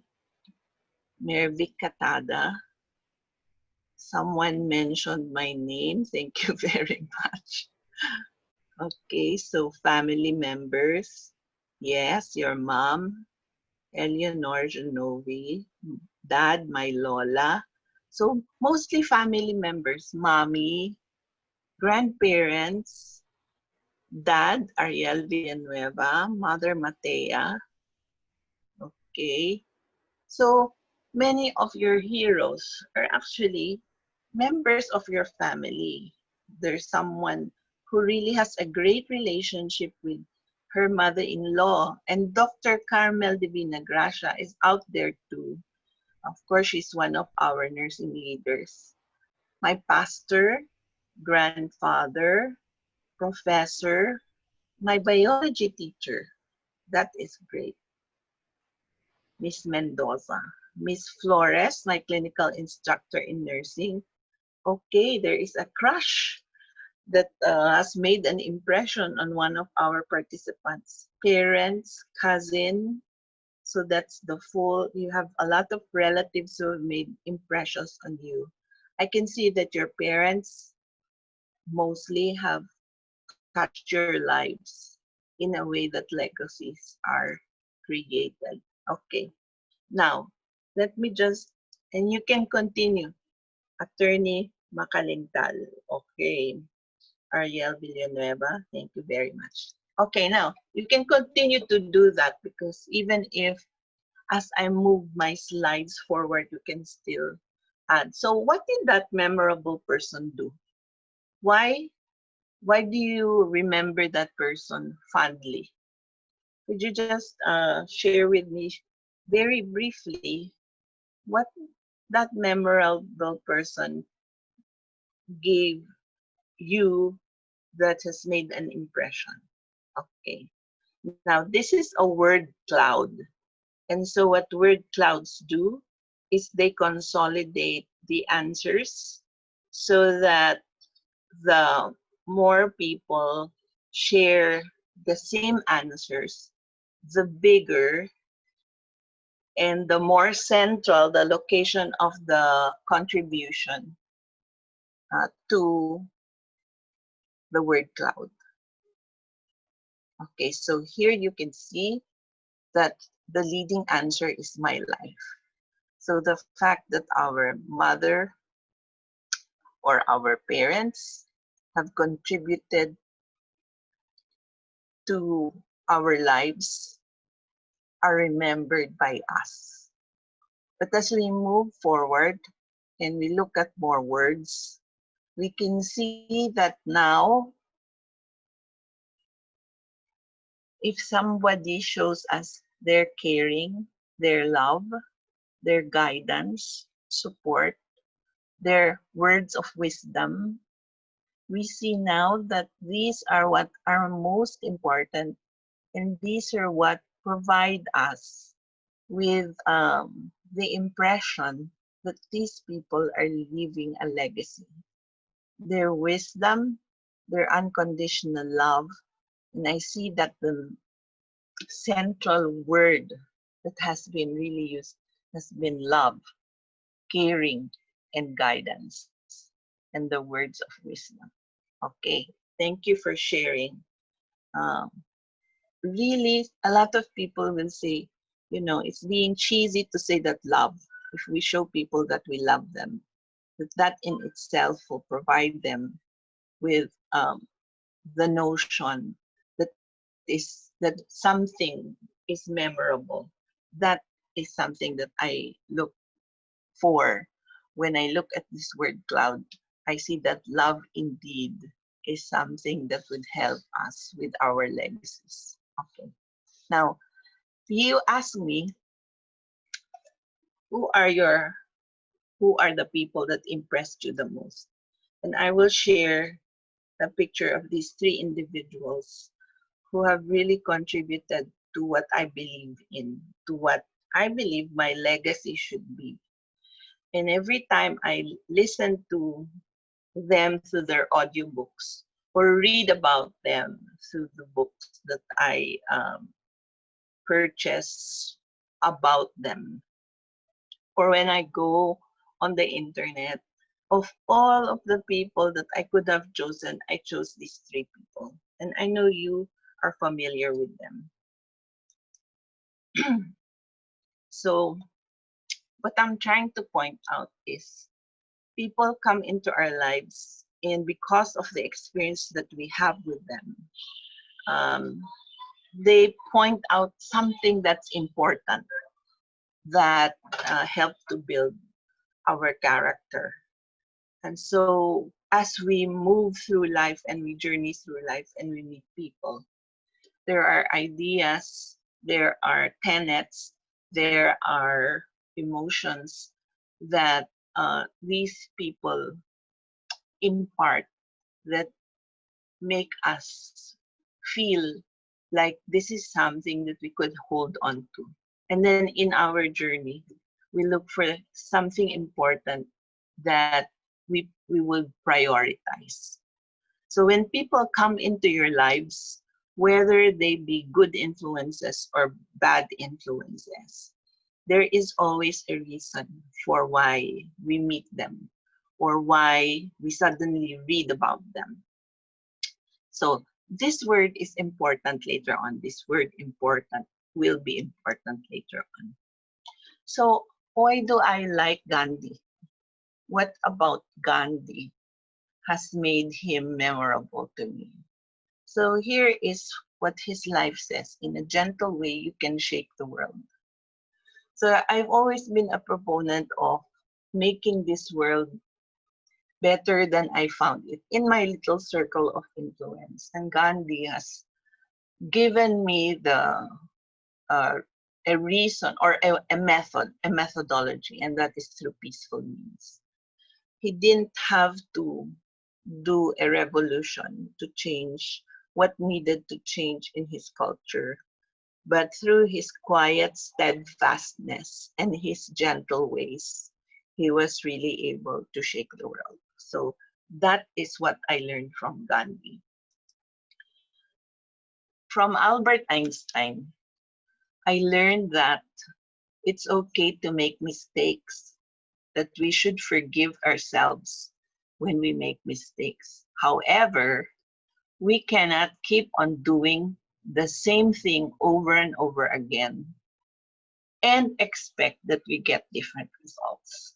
He says that if a mistake happens, you learn from it and you move on. But then if you think that doing the same thing that you've always done before will produce a different result, then that you're insane. You're insane is what he is trying to say. Excuse me.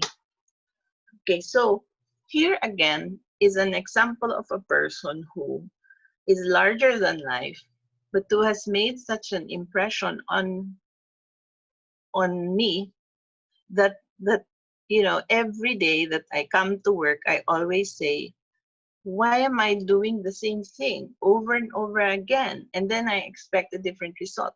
Something has to change. Okay. So, and lastly, I chose Andres Bonifacio, although of course Jose Rizal is our hero. But I really like the way that Andres Bonifacio showed how much he loves the Philippines. If you look at his writing, he's very patriotic, very nationalistic.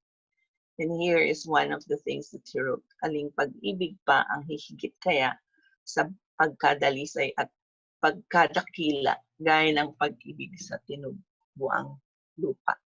Aling pag-ibig pa, wala na nga, wala." So from him, I learned the love of country.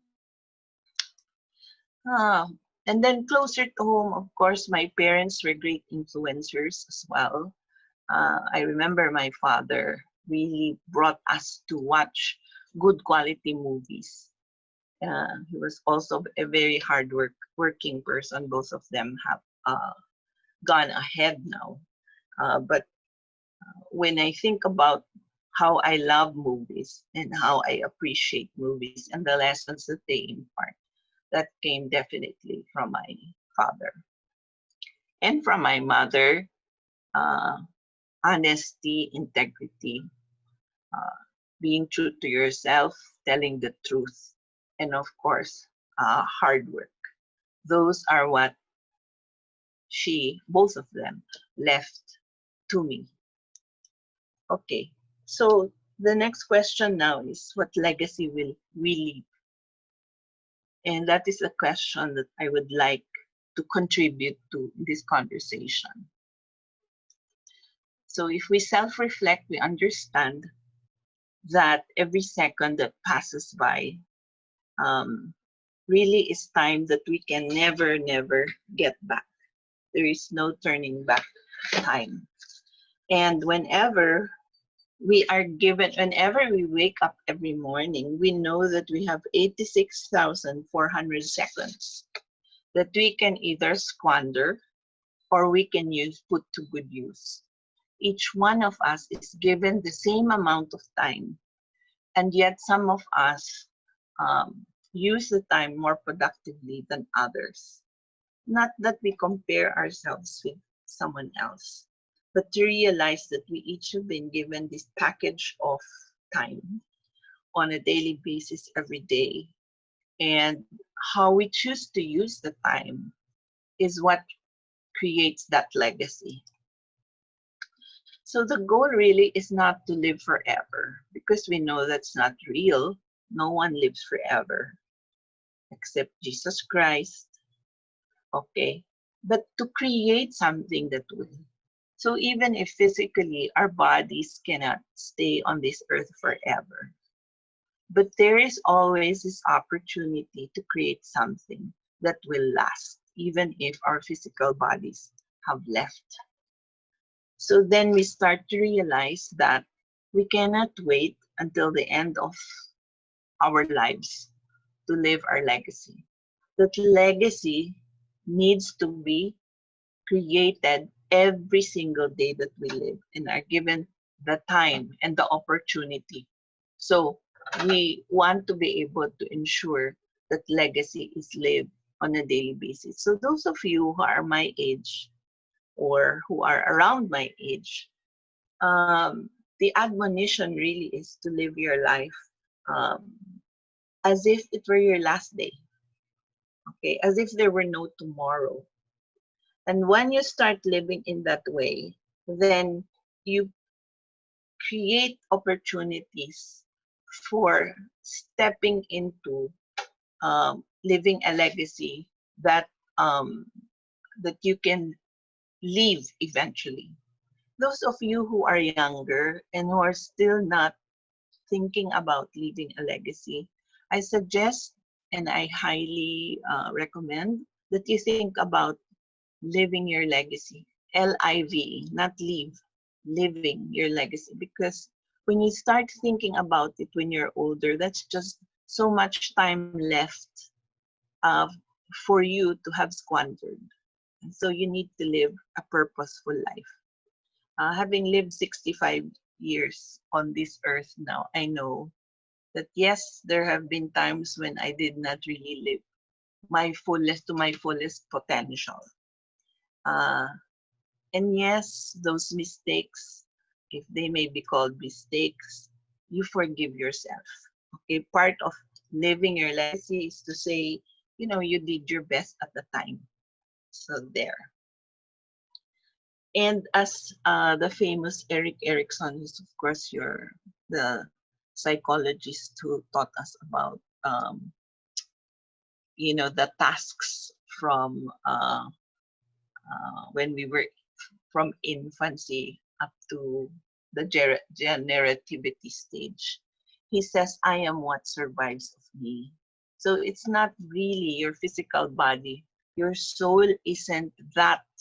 It's part of you, but it's not that. But it is what you have left behind, what survives of your physical body that defines who you are.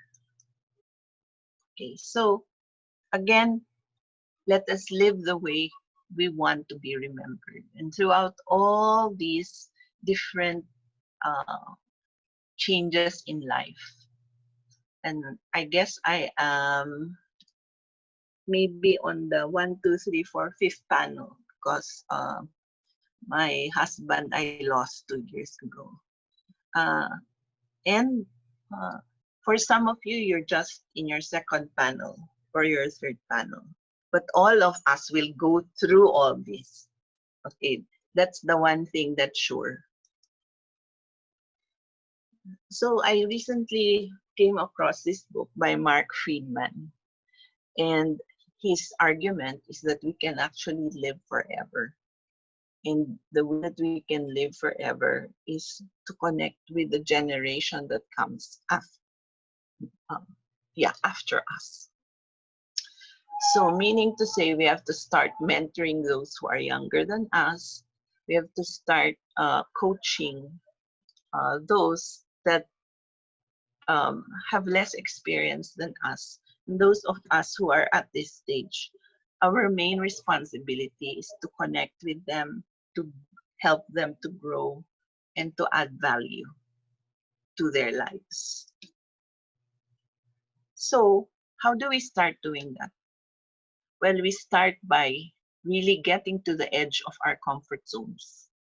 And what I mean by that is whatever it is that we are used to doing today, if you want to start leaving your legacy, you have to get to the very end and start doing things differently.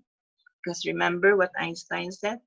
As long as we keep on doing the same thing every day and we expect a different result, then we are insane. Up to that point, we are insane. But if we start thinking very deliberately and clearly about where we want to end up, okay, if we want to leave a legacy, for example, then we begin to live life at the edge. And at the edge sometimes will mean that people will bash you, or people will not appreciate you, or naysayers will say, you know, don't do this. So we have to start taking a little bit of risk. Now, I know that this group from the SHAPE test is not a risk-taking group. At least those that have registered their votes, because just very few of us are triangles. In fact, that is the lowest percentage of a group that has registered on our Mentimeter. And so if we want to start living our legacy, then we need to start looking at the edge of our comfort zones and start easing towards those that make us feel uncomfortable. Okay, so the question that I ask of you is, what legacy do you want to leave behind? Is there a secret sauce? So I can only answer you from what I have experienced. And as I looked at and read the literature on leaving a legacy, I decided that perhaps I should come up with my own. So this is the Borromeo secret sauce that I will share with you. And the formula for me is I3M3 equals M. Okay. So even if you look at the literature, you will never find this, because I think what life has really afforded me is a time to reflect and a time to create and develop my own lessons learned. And these are what have worked for me. So remember, I3M3 equals M. What does that mean exactly? Okay, we start with the letter I, the first letter I. The first letter I is for important. And I say this because, like I told you before, you need to hang on to ideas, to concepts, and people who contribute important things in your life, things that you consider important. Now, they may not be important to other people, but if your soul is saying to you, this is important, that honesty, integrity is important, that action is important, that following up action with, following up words with action is important, then you hang on to this because your soul is saying, these are what are important to you. Okay.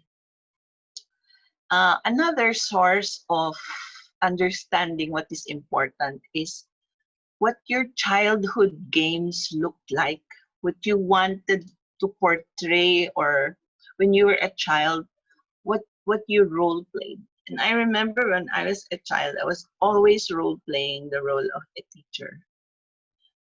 But I did not really, take up education. However, I find now that the role in all of the roles in my life, aside from being mother and wife, that have given me justification for a joyful life is my role as a teacher. So eventually I found my way to teaching. So the first I is important. The next I is impact. So those concepts, those attitudes, those values that are important, you find a way to create a whole that manifests in your life as an action that would create impact. And I'm not talking here about impacting the whole world. I'm talking about your sphere of influence. If you are able to, for example, impact or influence your students to be better scholars, to be better writers, to be better speakers, to have more integrity, those then create some kind of a legacy. Subconsciously, you're actually not intentionally doing that, but that is the impact that it will create. So the first is important, the second I is impact, and the third I is intent. Because when you have something that's important, creating impact, always ensure that your intent is pure. And the intent or the purpose is what will provide you with the motivation to continue. Despite the fact that sometimes some of the things that we like to do, living at the edge of our comfort zones, we can easily get discouraged from pursuing these endeavors. But when the intent is pure and when the intent is strong And when you find that this is now your purpose in life, then you start digging in and you start knowing that that is exactly what you're supposed to be doing at this point in your life. Okay, so that ends the first three. Now let's go to the next three, which are all starting with the letter M. And they now, these three, the I, the important, impact, and intent, they all produce their own letter M's. So what is the first letter M? The first letter M is masterful. So you see, if you're doing something important, you become masterful in the way that it's done. Now, exactly what does masterful mean? It means that you become very skilled at doing something. You become adept. You become an authority, not being authoritarian. You become an authority, become an expert. You become the consummate practitioner of whatever it is that you believe is important. So mastery is an important end result of applying yourself towards something important.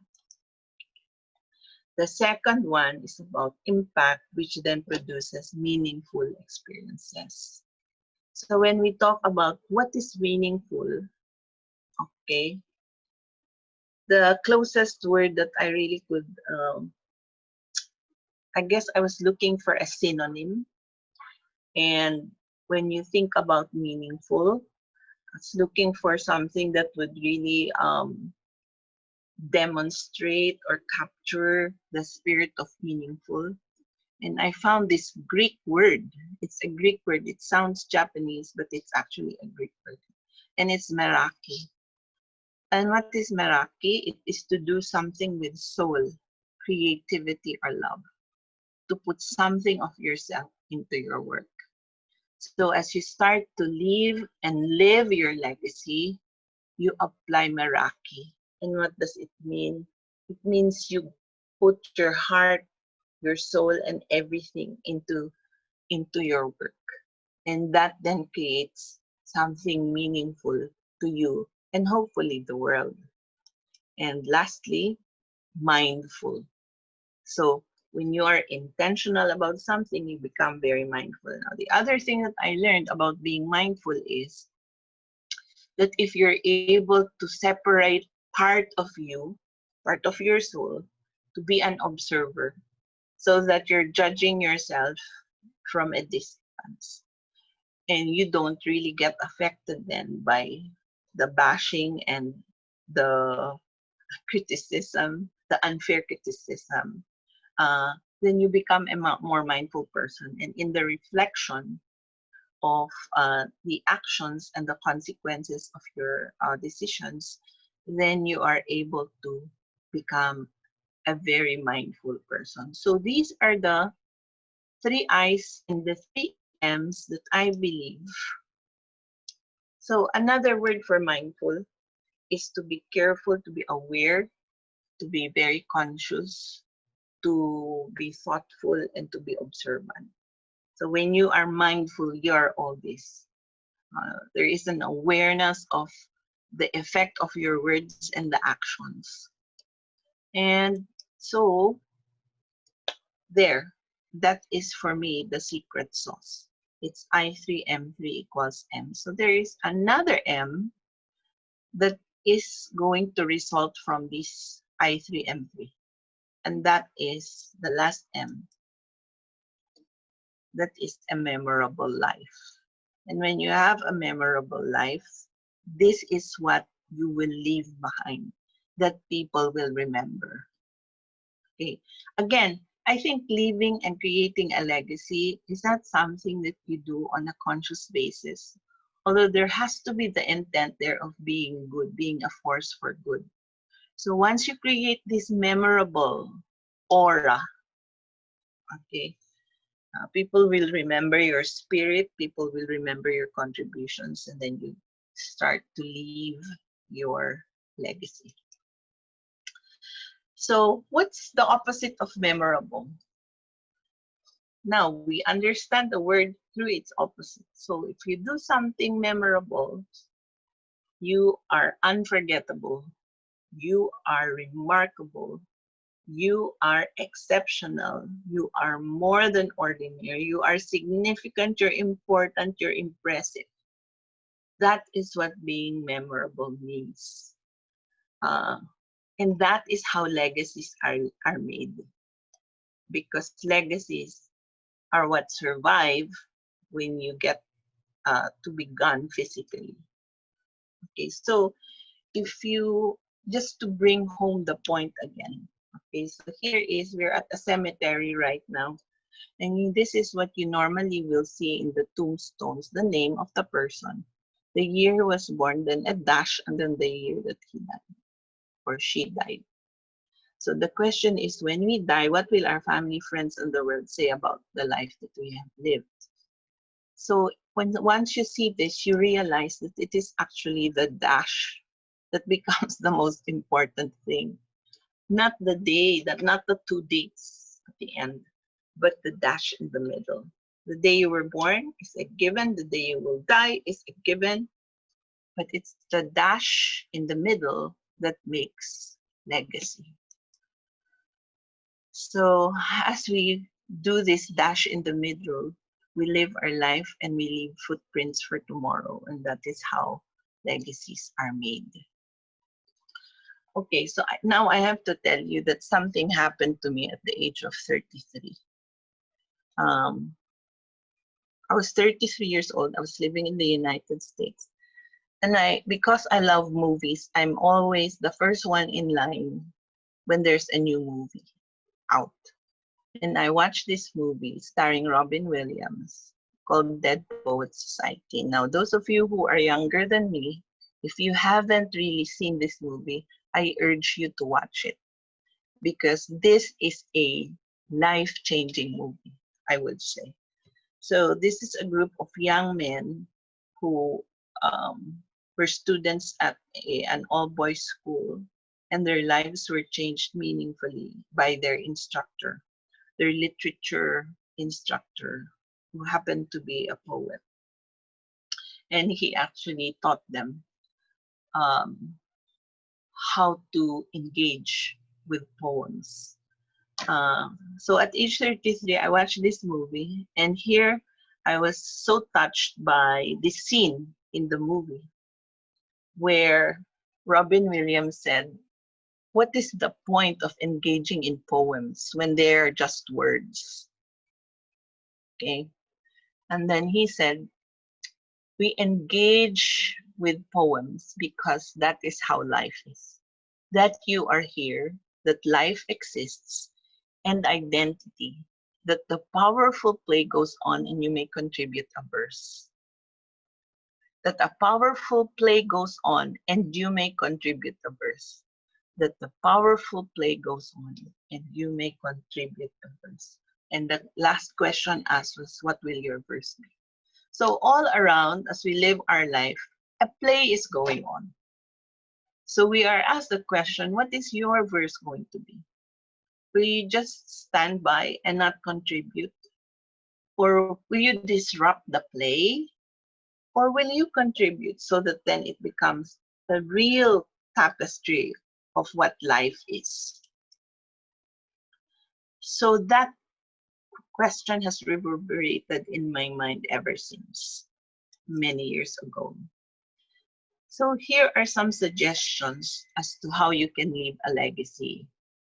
There are questions that will help you identify the legacy that you wish to leave. For example, one of the questions that you should ask and maybe try to answer today is, what do you want your life to stand for? How do you want to be remembered by your family and friends? What will those beyond your circle of family and friends remember you for? What kind of an impact do you want to have on your community? How will the world be a better place because you were in it? What contributions do you want to make to your field? Whose lives will you have touched? What lessons would you like to pass on to future generations? And what do you want to leave behind, and how can you serve? So those are simple questions They are simple when asked, but the answers really need a lot of soul searching, self-reflection, and then a commitment to living that kind of life that's not going to be easy. Okay, so let me again repeat the words that move me, that a powerful play goes on, and that you may contribute a verse. So ladies and gentlemen, what verse are you going to be able to leave behind to contribute to this ongoing play? There are many things to do, actually. Here is a menu of what you can do. You can start writing a book, which then increases what people know about your field. You can be a mentor, you can volunteer, you can add knowledge to your field, you can leave a legacy through your body of work. If you are endowed financially, you can leave money for your descendants. You can start a business or a not-for-profit organization. You can start writing your memoir. You can start a blog. You can write down family recipes and traditions. There are many ways that you can do, many things that you can do to contribute and start building your legacy. Okay. So there are other things, like you can endow a scholarship to your alma mater. Those of you who are my age, you can write a legacy letter. You can pass down skills and know-how. You can right a wrong. You can say sorry to someone who you've never spoken to in a long time, to identify your strength, develop your skills, and be true to who you are. For those of you who are still struggling in terms of, why am I in this job when I actually don't enjoy it, I will tell you that that is the worst kind of stress that you are going to put yourself on. When you start living your true self and you start living a life that is true to who you are, then that becomes in itself a legacy. So what will you commit to starting today to create your legacy? Let me hear some of you. So we're almost at the end of this short sharing.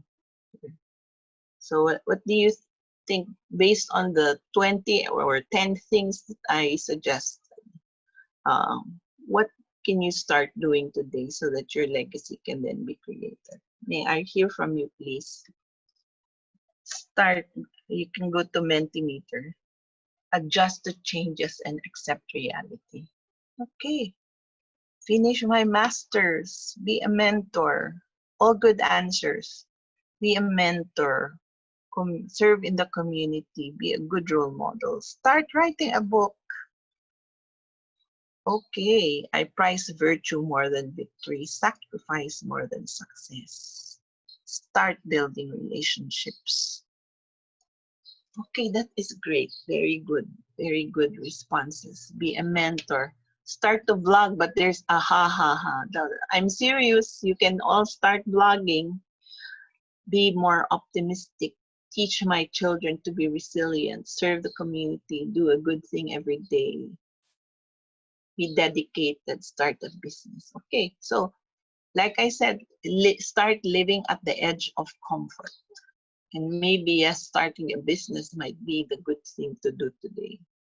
Being a mentor and a nurse, being a single mom who has a registered nurse, to be beautiful inside and in times of challenges, to connect to people.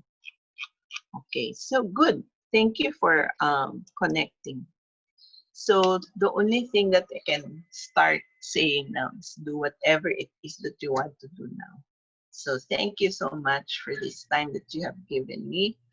I hope that you have learned from some of the experiences that I have gone through and learned in all of my 65 years. Thank you very much.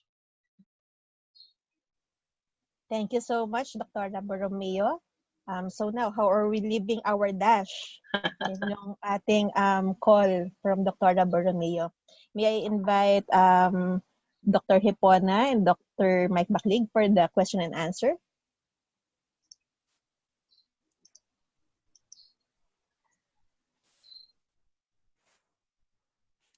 Again, thank you, Dr. Borromeo, for that very inspiring and informative So meron pong question here in the chat box. So, how to deal with parents na tumatandang paurong? I am suffering from emotional trauma because of our father always enforce what we want and keep on talking. His mindset is that once you are retired, you just have to enjoy like kaya utos ng utos. Puro reklamo sa buhay ng iba at buhay namin wala namang ginagastos sa akin. Your comments po, Doktora? Okay, it's easy really to be pulled into a negative vortex. But, okay, you know, goodness should always win. I have to share this with you. My mother, when she was towards the end of her life, she's a very sweet lady. Actually, she grew up very sweet. And while I was growing up, she was very, very sweet. But then towards the end of her life, I think she had Alzheimer's, although we never really got to the point of a diagnosis of Alzheimer's. She wasn't herself anymore. So the things that I loved about her were not there towards the end of her life because, you know, she wasn't the sweet lady that I knew. And so I really did not even start to recognize her anymore. But then, and I was living like you. I was mired in negativity, pessimism, etc. But then lately, okay, I found a book because I think books are angels. They tell us what we need to know at a given point in time. And here is what they say. When someone changes, when before they were sweet and now they are mean, or when before they were responsible and now today they're irresponsible, I think age does that, okay? Part of their souls are actually leaving their bodies already, getting ready to transition to the next level. Meaning to say, the part of their souls are already transitioning away. Now, I have no basis for thinking this, but in a way, if we think about it that way, that the supposedly lovable person that we knew in the past is now no longer there. And what is left is a shell, and even a poor shell of who that person truly was in the end. Then it kind of gives you some comfort that part of them now are transitioning to heaven. So for me, that's comforting. Na parang, okay, I will still love you even if you're mean, even if you're, because everything that I loved about you isn't here anymore. The best part of what I loved about you has left. And so I will still love what is left of you. Because one day, your dad will go as well. And that is probably when you will miss him. Okay. So again, I can only speak from my experience. I don't understand the depth of what you are going through, but I hope in a way it has helped. Thank you. Thank you again. For the next question, Dr. Hipona. Dr. Borromeo, good morning. There's another question for you here. I have an auntie, a retired teacher, 76 years old, single home, alone. As of now, she is very, I lost the question.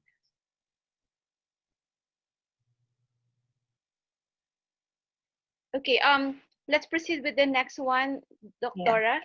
How do you overcome struggles and disappointments, specifically right now, even you are in the retirement age? How do view regret as an opportunity or challenges?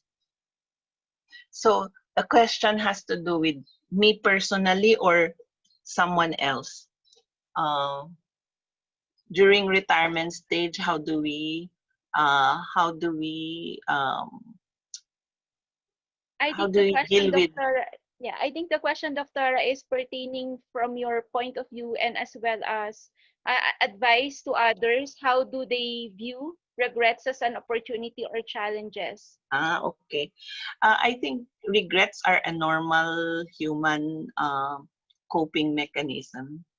However, you can't stay mired in regret for a long time, because regret is just another opportunity left as time ticks. Like I told you, every second that is given to us, if we keep on the regret scale, is an opportunity that is not used for the productive scale. I think we should all be moving forward, not looking back, because with regrets you look back, but you can't do anything about what has happened in the past. What we need to do is move forward. And even if it looks very bleak, I think just one foot moving forward, one step at a time, will lead you to a place that, that might be unexpected. So yes, regrets have a purpose, but don't stay in it too long. You have to, at some point, move forward. Thank you so much, Dr. Borromeo. That's a wonderful advice to everyone, even if those who are not yet seniors. Thank you so much. Yeah. Thank you, Dr. for sharing. Thank you, Dr. Hipona and Dr. Baklig for moderating the question and answer portion. May I now call on Dr. Dino again for the presentation of the certificate to Dr. Borromeo. Okay, so thank you very much, Case. And to our proactive viewers, please join me in awarding our certificate to our second and equally engaging speaker. So the speaker, of course, the certificate reads, Metro Manila Health Research and Development Consortium, in cooperation with the Far Eastern University and Our Lady of Fatima University, presents this certificate of appreciation to Dr. Annabel R. Borromeo for exhibiting exemplary knowledge and competence, a speaker in the webinar, The Roads to Seniors, The Science of Aging, Session 3.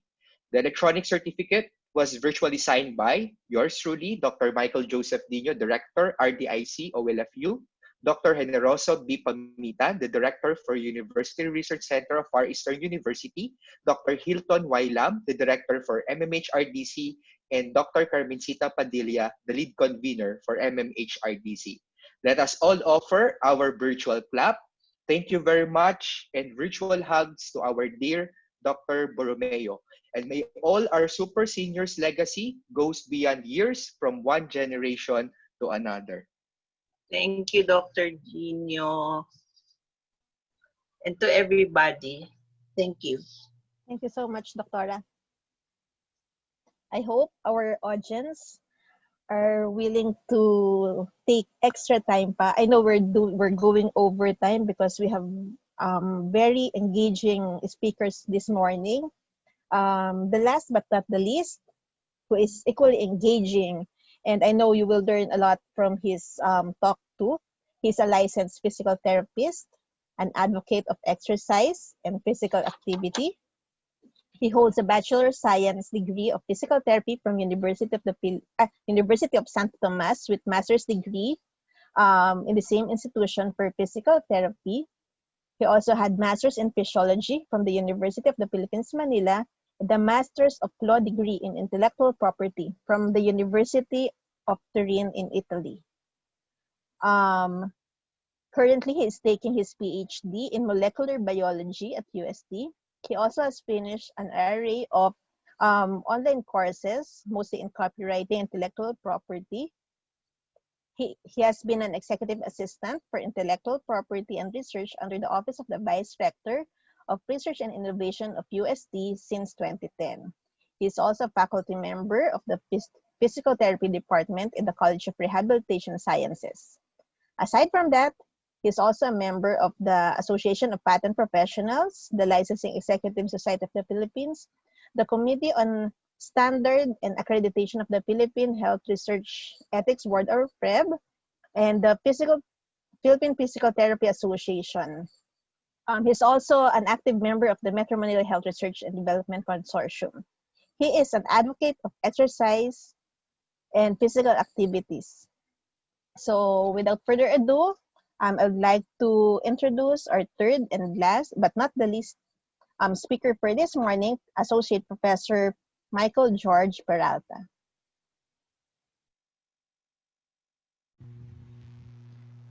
Morning, everybody. To all participants. Our topic will be my journey to healthy aging. Let's get physical. Because I'm a physical therapist and my advocacy is physical activity and exercise. So this is now our tagline. So the objectives of this session would be to know about the effects of aging in major bodily systems, just a rundown through them, and how to prescribe exercise, and to personally walk through my journey to healthy aging, to supplement these experiences with evidences, and to encourage the public to chart their own path towards healthy aging. So at present, there are a number of adult men and women greater than 40 years old who exercise regularly. That increased. Okay. You can see already master or senior athletes jogging, walking, doing their rounds, their usual routine exercises in the morning or afternoon. You can see also some seniors who are still competing. Okay, you can see them also in gyms, outdoor facilities, yeah, recreational and fitness centers. Yeah, you can see also Olympians who are still active. Now, there are several opportunities, okay, with the advent of better technologies on exercise, better equipment, and better organization of activities such as marathon running, weightlifting, okay, gyms, outdoor activities, okay, and it is more focused on cardiorespiratory fitness and prolonging life. Okay, so you can see the picture. It's a good slogan there. Run while you still can. So the level of voluntary physical activity begins to decline after the age of maturity. Yeah, we begin to stop really moving, especially nowadays because of computers, because of online technology. So we are glued to our seats at the offices or work from home or gaming. Okay, so physical activity is decreased. We try to eliminate all stresses, including muscular effort. Okay, we would like to dream of having a retirement where we are seated watching telenovelas, or maybe some would go on traveling. That's good if your goal is to travel after retire. That's good because that's still physical activity. But most of us would like to slow down a bit. Okay. Now, humans and animals tend to decrease physical activity as they grow older. Okay, well, that is physiologic. Okay. So what are the challenges of decreased mobility? Well, of course, there will be falls, arthritic conditions. These are degenerative joint syndromes, osteoporosis, yes, brittle bones, okay, and decreased functional status. There will also be muscle weakness, sarcopenia. And the overall cause of this would be reduced in muscle strength and muscle mass. Okay. So what's the solution for that? Of course, strengthening activity. Let's get physical. Okay, either strengthening activity or we go to general body endurance activities. Okay, so in the U.S., more than 80% of adults do not meet the guidelines for both aerobic and muscle strengthening activities, and more than 80% of adolescents do not do enough aerobic physical activity to meet even the guidelines for youth. In the Philippines, last week, Dr. Agdepa has presented their study uh, on the physical activity. So as we age, it really goes down. Now, the new gerontology focuses not only at increasing lifespan, but rather on improving health span. And thus they coined the term successful aging, which is the maintenance of enhanced physiologic function and physical fitness.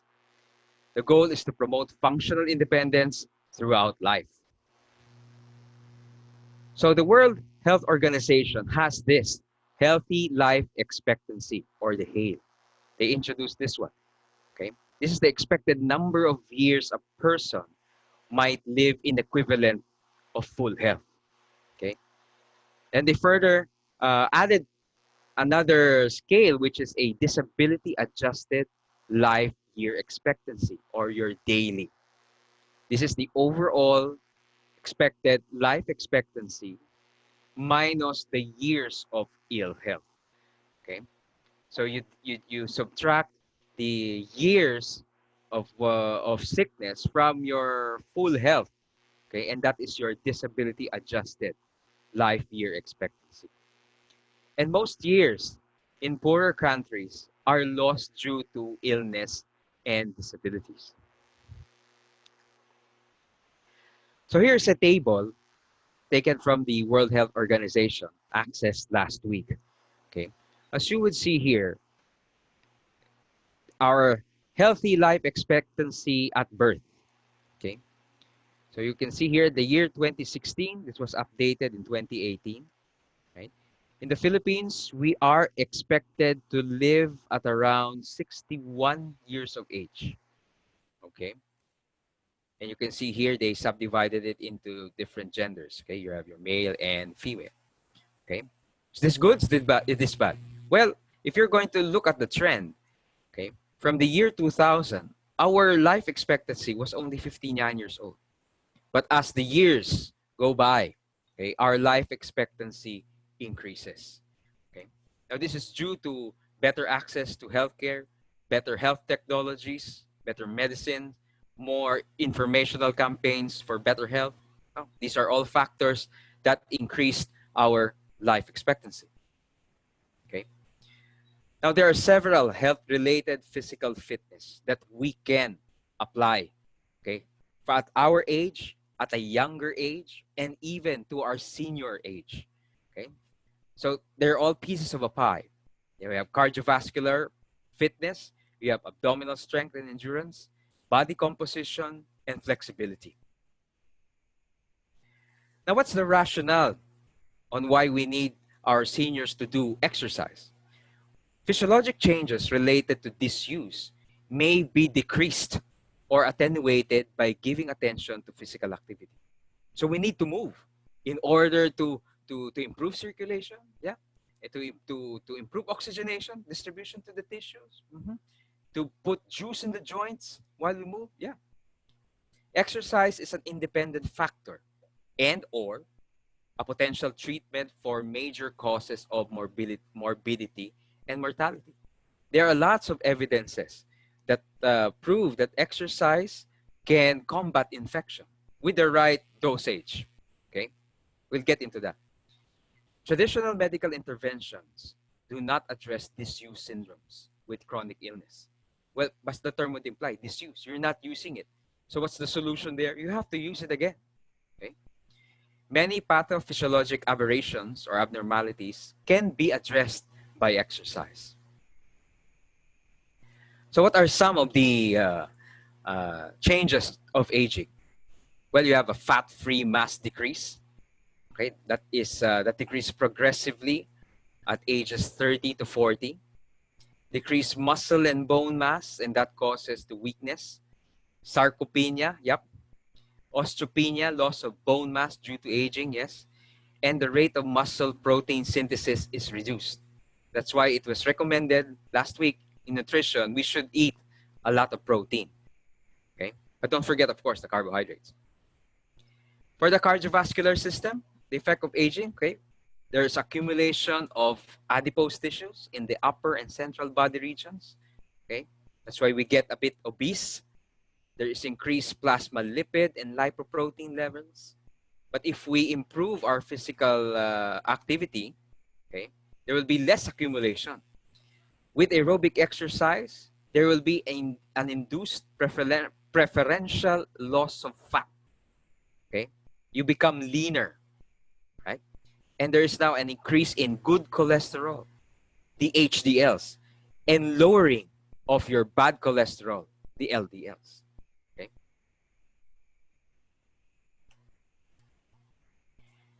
How about the neuromuscular system? Okay? The level of strength to meet daily demands of living remains unchanged throughout life. So as we age, the way that we perform activities of daily living, like lifting up simple bags or carrying chairs, it still remains. Washing dishes, washing the clothes still remains, because these are the normal physical demands of the body. It still remains. The strength still remains. However, the maximal strength above these ADLs decreases steadily. All right? It declines to the point that simple activities of daily living become challenging because we do not exert much effort anymore. Even simple activities become difficult. Right? Example, rising from a chair. If you compare age 50 to age 80, of course, rising from a chair for the younger population is faster. Okay? Opening the jar. Yeah, my grandmother gives me the jar and lets me open. That's because of decreased muscle mass. It's because of weakness also. And here comes now the declining theories. Yep, loss of muscle mass, loss of contractile properties, okay, reduced activation of motor units. Okay, when we reach ages 60 to 70 years old, there is a 15% decline, okay, of muscle mass, and then there will be 30% decline per decade thereafter. See, that's kind of big decrease as we age. Okay. We all know now that maximal strength decreases steadily. Okay. There is substantial loss of muscle mass, we've mentioned that, and decreased cross-sectional area. So lumiliit na yung diameter of your muscle belly. Okay, which is obvious, di ba? We can see seniors who are frail. Okay. Training, doing physical activity can lessen the impact of aging. Okay. Now, 3/4 of the older population do not currently exercise at the recommended level. Okay, I observe some seniors who are just walking in their subdivision or around the parks. Well, that's fine. Even for me, even though that they do not really get the recommended dose for physical activity, as long as they move, that is already exercise for health. Okay. So some studies on physiological adaptation, level of physical function improved in elderly women, okay, on those who exercise 3 times per week. See, for those who exercise once per week, there is improved agility, dynamic balance, muscle strength, and coordination. See, if you just exercise once per week. Pero for me, you have to push yourself a bit further. Okay, for those who improve their physical activity frequency to 3 times per week, had this already, increased level of agility, yes, plus flexibility and better ADL performance. Okay, so maybe I have already inspired you to do exercise, to do more physical activity. So maybe you decided you want to move up later this afternoon. So what do? Well, it is recommended that you undergo participation screening. Okay, go to your attending physician, go to your family doctor to get the history and physical assessment. Okay, most older adults should undergo a physical exam. Okay, to identify cardiac risk factors, exertional signs and symptoms. Okay, whether they have difficulty in breathing while doing ordinary activities. Yeah, that has to be checked. There should be assessment of ADLs and instrumental ADLs. Okay, check for contraindications and precautions to exercise. Okay, maybe that there are arthritic changes, so there will be certain modifications to exercise in order to prevent further degeneration of the joint. Okay, setting safety and prioritization of exercise is important, so that once you feel the natural delayed onset muscle soreness, this won't deter you from continuing your physical activity. Okay, now the emphasis here is mobility and independence. So what do they do in participation screening? Okay, we do exercise stress testing. Okay, so your cardiologist can do that. Okay, this is recommended by the American College of Sports Medicine and the Center for Disease Control. Because by doing exercise stress test, this will determine your baseline fitness level and how much energy expenditure you can tolerate, your body can tolerate. Okay, so this one will give you a safe level on when to start the exercise, on how difficult your exercise would be. So the recommended here, of course, you begin with moderate aerobic exercise or resistance training. Okay, provided they begin slowly and progression. Okay, also in pre-exercise assessment for the elderly, okay, they check for absolute contraindications such as cardiac conditions, critical aortic stenosis, okay, problems in circulation, yeah, peripheral vascular ischemia at rest. If you have ischemia already at rest, what more when you are exercising? Okay, that will really be exponential. Okay, unstable aortic or cerebral aneurysm. Okay, so health professionals, doctors, physical therapists have an evaluation tool for that. Okay, most common self-administered examination tool is the PAR-Q. PAR-Q means a physical activity readiness questionnaire. Okay, this is a questionnaire for people ages 15 to 69 years old. Okay, so what you do here is you have a set of 7 questions and you just tick yes or no. Okay, you do this honestly. Okay, honestly. So what would be the results? Okay, take a look at the question. So has your doctor ever said that you have a heart condition? Okay, do you feel pain on your chest while doing physical activity? In the past month, have you had chest pain? Okay, do you lose balance? Do you have joint problems? Are you taking maintenance medications? Okay, or do you know any other reason why you should not do physical activity? Okay, so just tick yes or no. So how do we interpret that? Okay, any yes to one question, any one question, if there is a tick yes there, that means that you have to get yourself checked. Just to be sure, it is better to err on the safe side. Okay, better to err on the safe side. So of course, if you know now what your contraindications are, what your precautions are, then you would be able to decide on yourself whether your exercise that you're doing is difficult or not. Sometimes we overload ourselves. Sometimes we push ourselves. Okay, because exercise releases what we call the happy hormones, the endorphins, and that makes us feel good. That makes us feel strong. Okay, improves our well-being. Yes, but there's a danger to that, and that danger, it seems to be that we're like Superman. Okay, we can do anything. We can lift up heavy objects. Okay, there must be a precaution there. Okay, so where does exercise prescription come in? Okay, the goal is to change exercise behavior. Elderly persons should be encouraged to supplement cardiorespiratory endurance with strength developing exercise. Okay, so if you're doing already aerobic exercise, then you can add strength training. Okay, resistance training or strength training helps preserve and enhance muscular strength. Okay, muscular fitness may allow performance of ADLs with less effort and extend functional independence. Yeah, because if you have good muscle strength, you can do your ADLs very well. Okay, and then monitor and document the improvements. So how do we deliver it? Okay, for us physical therapists, okay, or how do you do it yourself? Well, you start slow.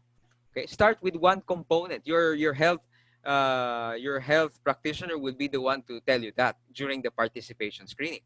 Okay, we can concentrate first on balance, okay, or strength, endurance, flexibility. Choose one first, and then we add factors. We add one component over the other until you get the whole fitness package. Okay, we gradually introduce new routines, and we have what we call periodization. The program is individualized.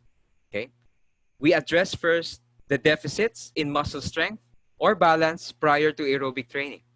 Okay, why is that so? Of course, you need balance in order for you to have coordinated movements. Okay, in order to do extremity movements. Okay, have a stable balance first. Okay, so here we go. How do we prescribe exercise? If you want to do exercise now, okay, or later, okay, aerobic activity. What are the objectives? The objectives are to increase the maximum aerobic work, okay, and to decrease the physiologic reactions and perceived difficulty of submaximal workloads. Okay, so even though the exercise is not that tiring, okay, we will increase your endurance so that that activity now will become easier for you. So what are the parameters? We follow the FITE principle, FITTE, wherein F is the frequency of exercise.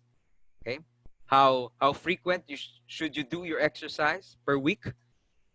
Intensity means how hard or the level of difficulty of exercise. The type of exercise, okay, or the mode. The time or the duration of exercise. How long should it be? And of course, we added the E. It means you should enjoy the exercise program so that you'll be able to comply with it. Okay, so we start first with warm-ups. Okay, do some light stretching, light calisthenics, walking at your own pace. Okay, this is done for 5 to 10 minutes. Okay, so let's follow the FITE principle. F, frequency. The minimum should be at least 3 times a week to a maximum of 5 times per week. Okay, you should allow at least 1 day of rest so that the muscle can recover the lost energies, okay, to recover the oxygen that it has been used, that it has used. Okay, if you exercise 2 times per week, there's very little carryover. If you exercise once per week, well, there's really no health benefits. Although in the previous study, you will increase the agility. But for me, 1 time per week, not much. Okay. Intensity. Intensity is the difficulty of exercise. The recommended is moderate intensity. Okay.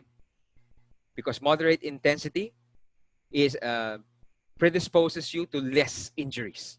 Okay. And this is the preference of older adults, okay, of our seniors. How do we determine that? We determine that using your heart rate. Okay. So the target heart rate here, okay, you have this formula, heart rate rest plus 60 to 70% of your heart rate reserve. And your heart rate reserve is computed as 220 minus age minus your heart rate at rest. Okay. So it means that when you exercise, you should achieve this target heart rate. Okay. Now, the observation here is that this formula gives you a high estimate of a target heart rate. So you can go down as low as 50%. Okay. So you can change this factor to 50% of your heart rate reserve, and that's just fine. Okay. So how do you progress? Okay. So walking, aside from the speed, you can add small wrist weights. Okay, you can swing the arms exaggeratedly. Okay, use walkathon style. You can walk on inclines, hills, or stairs. Carry backpacks, of course, but with proper posture, or a waist belt, or push a wheelchair, stroller, or grocery cart. Okay. For cycling, if you're into cycling, you increase the pedaling speed, increase the resistance to pedals if you have a stationary bike. Okay, you add hills, you add inclines. Okay, you add a backpack. Okay, if you're in water activities, okay, use arms and legs in strokes. Okay, not only dipping in water, you can use resistive equipment. Okay, you can increase the pace of swimming and increase the frequency, the volume, the sets. Okay, if you're into racket sports, start from doubles, then go to singles. Okay, if you're into golf, you'll be the one now to carry the golf club. Okay, never mind the caddy. Eliminate the golf cart. If you're into dancing, okay, increase the movement pace, increase the beat, add more arm and leg movements. So again, the key here is start slow. Okay, Progress gradually, but taking note of your target heart rate. Okay, so what type of exercise? Okay, so this is based on the participant's level of fitness. That's why exercise stress testing is necessary to know your baseline. Okay, you choose activities that are enjoyable and has minimum potential for injuries. Okay, you use large muscle groups and should be rhythmical in nature, like lower extremities. That's why walking, running, jogging, cycling, swimming are the recommended types of exercise to increase aerobic fitness. Okay. Now, walking is usually preferred because no skill is required for that. Okay. Minimal equipment and clothing. Just wear a nice shirt, good shorts, socks, and rubber shoes. Okay. And this one can offer companionship. But we're still under MGCQ or GCQ, so still observe your health protocols. Wear mask and maintain social distancing. Okay. And walking can be easily incorporated to daily living. Okay. You can go cycling or swimming if you know how. Okay. Now swimming is good for those with poor balance and with joint problems because it eliminates gravity. It is a decreased weight environment. Okay. However, in the water, there's extra hazard of drowning and arrhythmias. So it must be supervised. So that may kasama po kayo, you need a companion if you are going to swim. If you're into racket sports, of course, racket sports need skill. Okay? So if you're previously a badminton player, then you can go back. If you're a previous tennis player, table tennis player, you can go back to racket sports. For cross-training, you can go to gym facilities if it's open. But again, please observe your health protocols. In the gym, okay, the advantage there is that it is in a supervised environment. Okay, so how long should your exercise be? Okay, the emphasis is on endurance. Okay, low load but more repetitions. Okay, so the minimum is 20 minutes a day to a maximum of 45 minutes a day. Okay, progression here, you increase the duration rather than the intensity. So for this week, you could start 20 minutes, then next week 25 minutes, then the other next week by 30 minutes, you can increase by 5 minutes increment. Okay. Now there are two paradigms now that is recommended by the American College of Sports Medicine: exercise for fitness and exercise for health. Okay. Fitness, you're really going to follow the Vitae principle by heart. For exercise for health, it means that just as long as you do physical activity for a minimum of 30 minutes, you're good. So after the physical activity, okay, it's time now to cool down. Okay, stretch major muscles, do light calisthenics, walking, and it's usually done 5 to 10 minutes. Now, of course, there are risks in doing aerobic exercise for the elderly, for our seniors. There are a lot of risks. But of course, risks can be mitigated. That's why one participation screening is essential in order to minimize that risk. Okay, so here you have a list of several risks that can be involved with aerobic exercise. Okay, now I would want to share my journey to healthy aging. Okay. When I was 20 years old, I was already diagnosed to have hypertension. So during that age, I was already prescribed antihypertensive medicines. Okay. So until now, I'm still taking those maintenance medications. Okay. So here you would see the timelines. In 2003, this is how I look like. Okay. This is about 90 kilograms. Yeah, 185 pounds, something like that. Okay. And then in 2011, this one is about, I think, 98 or 204 pounds. Wow. I think I had a body image distortion. I thought I was thin during that time. Okay. So I guess this was my maximum weight. Okay.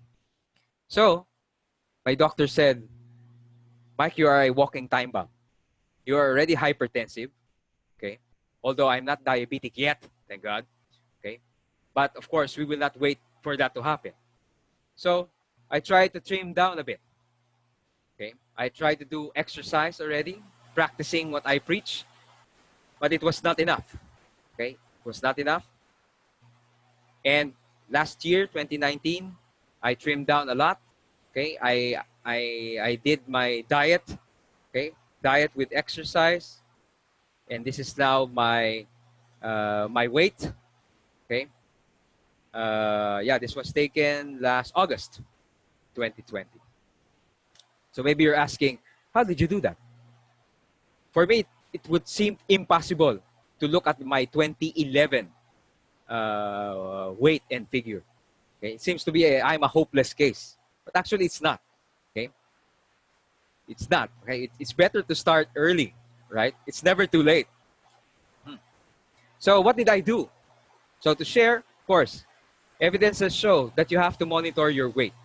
Okay, so by monitoring your weight, you'll be able to also monitor what you eat. So every day, every morning, I do that. Once I wake up in the morning, okay, I check my weight. If I ate too much the day before, you would be surprised, okay, that when my weight tells me I gained 1 kilogram, your appetite center will shut off to the point that you'll become conscious now on what you eat for today. So use also your health applications in your smartphones. Okay, input it. Okay, it can give you good graphical representation. Okay, you should get excited about it. Get excited about losing weight. If you see your weight going down per day, wow, that really is a good motivation. And that motivates me. Okay, so we all know our normal BMI. Okay, eating a balanced diet is also supported by evidences. Okay, the FNRI, Food Nutrition Research Institute, okay, has this advertisement, Pinggang Pinoy, or the plate of a Filipino, should be a balanced diet. You have your go, grow, and glow foods there. Okay, and following also the food pyramid. Okay, where you can see the base of the pyramid is more of fluids. Yes, we have to hydrate ourselves, to drink 10 to 12 glasses a day, not only 8 to 10. Okay? Because we're living in a tropical country. It's hot and humid, so we lose water. And that's why we have to replenish it with water. Okay? And then the usual food pyramid, yeah, carbohydrates, yes. Okay, another is, of course, leisure activity. Try to enjoy life. I know we have lots of stress. I have lots of stresses in life.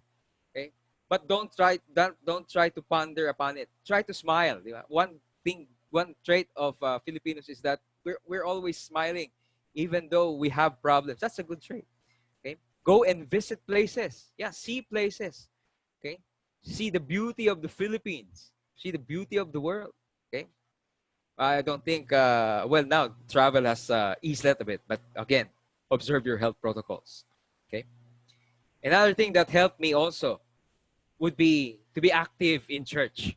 Okay. Nothing is better than to have a good physical, emotional, and spiritual health. Okay. And of course, related to our lecture today, let's get physical. Physical activity helped pave the way, okay, to my healthy lifestyle. Okay, so I started running marathons after my participation screen. Yep, I did my stress test, and it was still clear. Okay, I can still do difficult activities, but again, slow progression. Okay, so I ran marathons. Okay, until of course my weight went down, and it's now my maintenance physical activity. I went biking also. Okay, and during this pandemic, okay, and during the rainy season when you cannot go outdoors, okay, take advantage of YouTube. Okay, there are a lot of fitness programs there. So the common that I access is the Walk for Life by Leslie Sanson. Okay, this one is accredited by the American Heart Association. Okay, and when I noticed that this one became just like a routine, I leveled up. So I use now Taibo. You can really feel the sweat trickling down, okay, your forehead. Okay, then of course, one also that motivates me is to invest on wearables. Okay, I have a wearable that acts as a pedometer and sleep monitor as well. Okay, that can be synced with your phone. Ang dami yan. There are plenty of wearables now, and by looking at figures, okay, by measuring what you have done, the steps you have done for the day, gets you motivated. Okay. So if you have a food pyramid, we have also our daily activity pyramid. Okay, we're in the base of the pyramid. It means that you should do this every day as often as possible. Okay, stair climbing, walking. This is exercise for health. Okay. So some evidences of physical activity.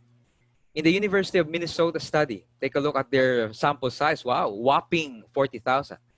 Those who habitually engaged in moderate physical activity, okay, had a 41% lower death rate than those who did easier exercise.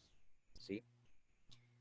But those, okay, even those who did activities once a week, if you just do once a week activity, we said that there's little carryover. In their study, they had a 29% lower mortality than those who do not exercise at all. Okay? So the bottom line, let's do some physical activity. The Cooper Institute found out that the men who improved from poor to moderate fitness reduced their overall death rate by 44%. Wow! Almost 50%. And those who worked up from moderate to good shape had reduced their mortality by 22%. Ooh. So if you do that, that's a 66% decrease in mortality. Okay. Now this one is a press release by the Department of Health. Okay, from the Department of Health. It says here, galaw-galaw, baka pumanaw.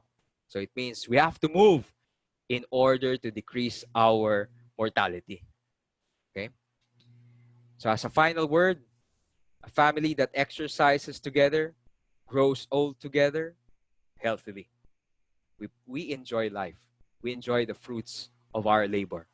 And we enjoy family time. Thank you very much for listening, and I hope I inspired you with this simple session.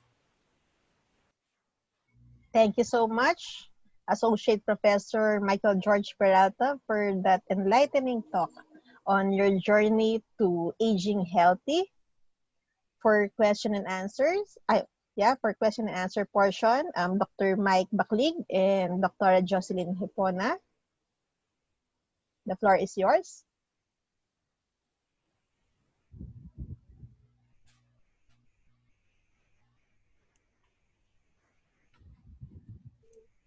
Okay, hi, good afternoon, Dr. Peralta. There's one question here from Miss Marilyn Dorol. Do you need to perspire or sweat in order to see if your exercise is effective or okay? It's a very good question. No, it doesn't need to be. You don't need to really sweat profusely. So I've also encountered those who are wearing jackets in order for them to really profuse sweatly, or I've entered gyms before who closed the window in order for their participants to really profuse sweatly. Well, I really disagree. Okay, even though you're not sweating, even though you have only few sweats there, the mere fact that you're doing physical activity, achieving your target heart rate, that's already good enough. Thank you so much for that wonderful answer, Professor Peralta. Yes, and another question po. My 90-year-old aunt underwent hip spica replacement, left on her left 5 years back, had spent PT, home exercises, and other regimen as prescribed. Now she is extremely curved from her waist. She is using a walker for ambulation around the house, and I put her on wheelchair for a longer walk. She experienced pain using the affected extremity, and surgeon did not seem to care anymore. The question, Professor, is there any appropriate exercise for her to relieve the pain too? Ah, to relieve the pain, well, I advise to have another what do you call this? To have your aunt, yeah, checked again.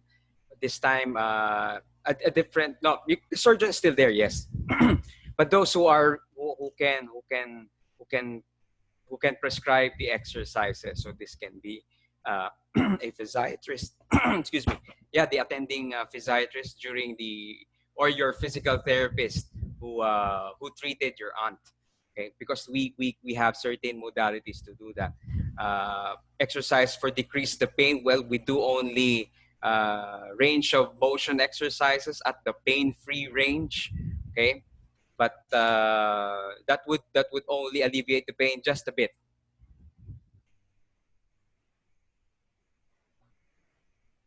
Okay, thank you again, doctor, for that wonderful answer. And we have here again, maybe last question. Can we exercise with the aircon on? Oh, yes, definitely. Pero don't don't be in front of the aircon, or don't stay in front of the aircon, because sweat, as you sweat and it evaporates and it cools down the back part. Although we have a saying na point ka pneumonia, although there's little evidence of that, but okay, you can catch a cold. Okay, so you can exercise while the aircon is on. That's fine. Wag lang yung tutok, ha. Wag, not really directed on you. And after you exercise, when you sweat, you change your soiled clothes immediately.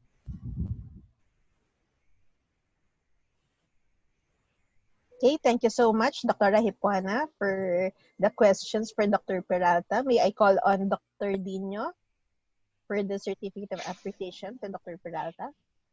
Okay, so thank you very much, Case. At this point, we would like to show our gratitude to our third and final speaker, and the certificate reads: Metro Manila Health Research and Development Consortium, in cooperation with Far Eastern University and Our Lady of Fatima University, presents this certificate of appreciation to Associate Professor Michael George N. Peralta for exhibiting exemplary knowledge and competence as speaker in the webinar The Road to Seniors, The Science of Aging, Session 3, given this third day of October 2020. So the electronic certificate was virtually signed by yours truly, Dr. Michael Joseph Dino, the Director for RDIC of the Our Lady of Fatima University, Dr. Generoso B. Pamitan, Director, University Research Center, Far Eastern University, Dr. Hilton Y. Lam, the Director for MMHRDC, and Dr. Carmencita Padilla, the lead convener of MMHRDC. Our virtual clap, and thank you, Associate Professor Mike Peralta, for flexing and empowering the minds of our super seniors towards healthier lifestyle. Thank you, Dr. Dino. Thank You, you so MMHRDC. much. I know it's past lunchtime already, and I know you're excited to eat healthy, as what Dr. Peralta have provided us some insights on how to eat healthy, more healthy as we age. As we end this webinar series on the road to super seniors, the science of aging, we would like to invite Dr. Hilton Lam. He is the Director of Metro Manila Health Research and Development Consortium, the Director of the Institute and Health Policy Development of the National Institute of Health of the UP Manila, for his closing remarks. Good day, ladies and gentlemen. Old age, though despised, is coveted by all. As this proverb suggests, people want to live long, but they refuse to get old. Why do people refuse to get old? Deterioration of bodily functions, susceptibility to illnesses, loneliness from the inevitable loss of peers and loved ones, and financial instability. Indeed, getting old brings along with it lots of concerns and uncertainties. This is what the webinar series want to address. Through the information provided by the expert that the organizers have invited, we hope that we were able to help you and your loved ones prepare for a healthy journey towards becoming fulfilled and productive super seniors of the future. At this point, I would like to congratulate the working and organizing committees, as well as Our Lady of Fatima University, led by President Caroline Marian Enriquez, and Far Eastern University, led by President Michael Alba, for the successful implementation of the webinar series. In the 3 webinars, we've had attendance of between 300 and 400 per session, and views of 1,500 to 1,600 each time, with participant evaluation averaging in the 98th percentile satisfaction. Truly, truly a success in quantity and quality. I would also like to thank the Commission on Higher Education International Affairs Office, headed by Attorney Lily Fraida Milla, and DOST PCHRD, headed by Dr. Jaime Montoya, for believing and supporting this activity. To our counterpart Health Research and Development Consortia in the other regions, thank you for helping MMHRDC broaden the reach of the webinar series. To all the attendees who have participated in the sessions, thank you for taking the time and effort to be with us. We hope that your time with us was fruitful and meaningful. It has been a pleasure being with you today. Thank you and keep safe, everyone. May God protect and bless us all amidst this COVID-19 pandemic. Thank you. Thank you so much, Dr. Hilton Lam, who is also celebrating his birthday today. And as we close this webinar, let me invite you to our busy November. The Metro Manila Health Research and Development Consortium never stops working.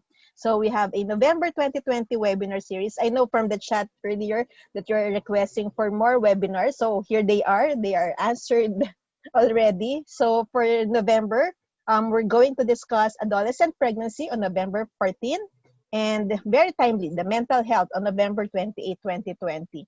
Updates on how to register for these webinars will be posted on our MMHRDC website as well as our Facebook page. So make sure to like and follow these announcements that we will post in the coming days. Okay. So as evaluation for this episode, session 3 of the webinar series, here is the link of the post-test and evaluation. Additional reminder, as I have stated this earlier, you should have a passing rate of at least 60% in the post-test to be able to get a certificate. The post-test will be available for 2 days, after which you can no longer access this link, and you will get your certificates via your emails. So it will be sent to your corresponding email, so make sure that you have encoded the correct email addresses. So with this, I would like to thank each and everyone, the participants, the organizers, the lead agencies and institutions for the webinar series of the Road to Super Seniors, the Science of Aging. It is earlier than you think, but it's never too late. We have learned a lot from the past 3 weekends that we have been together. And we'd like to extend our thanks to the Far Eastern University and the Our Lady of Fatima University, who have worked so hard to make this webinar possible. So thank you and have a good day.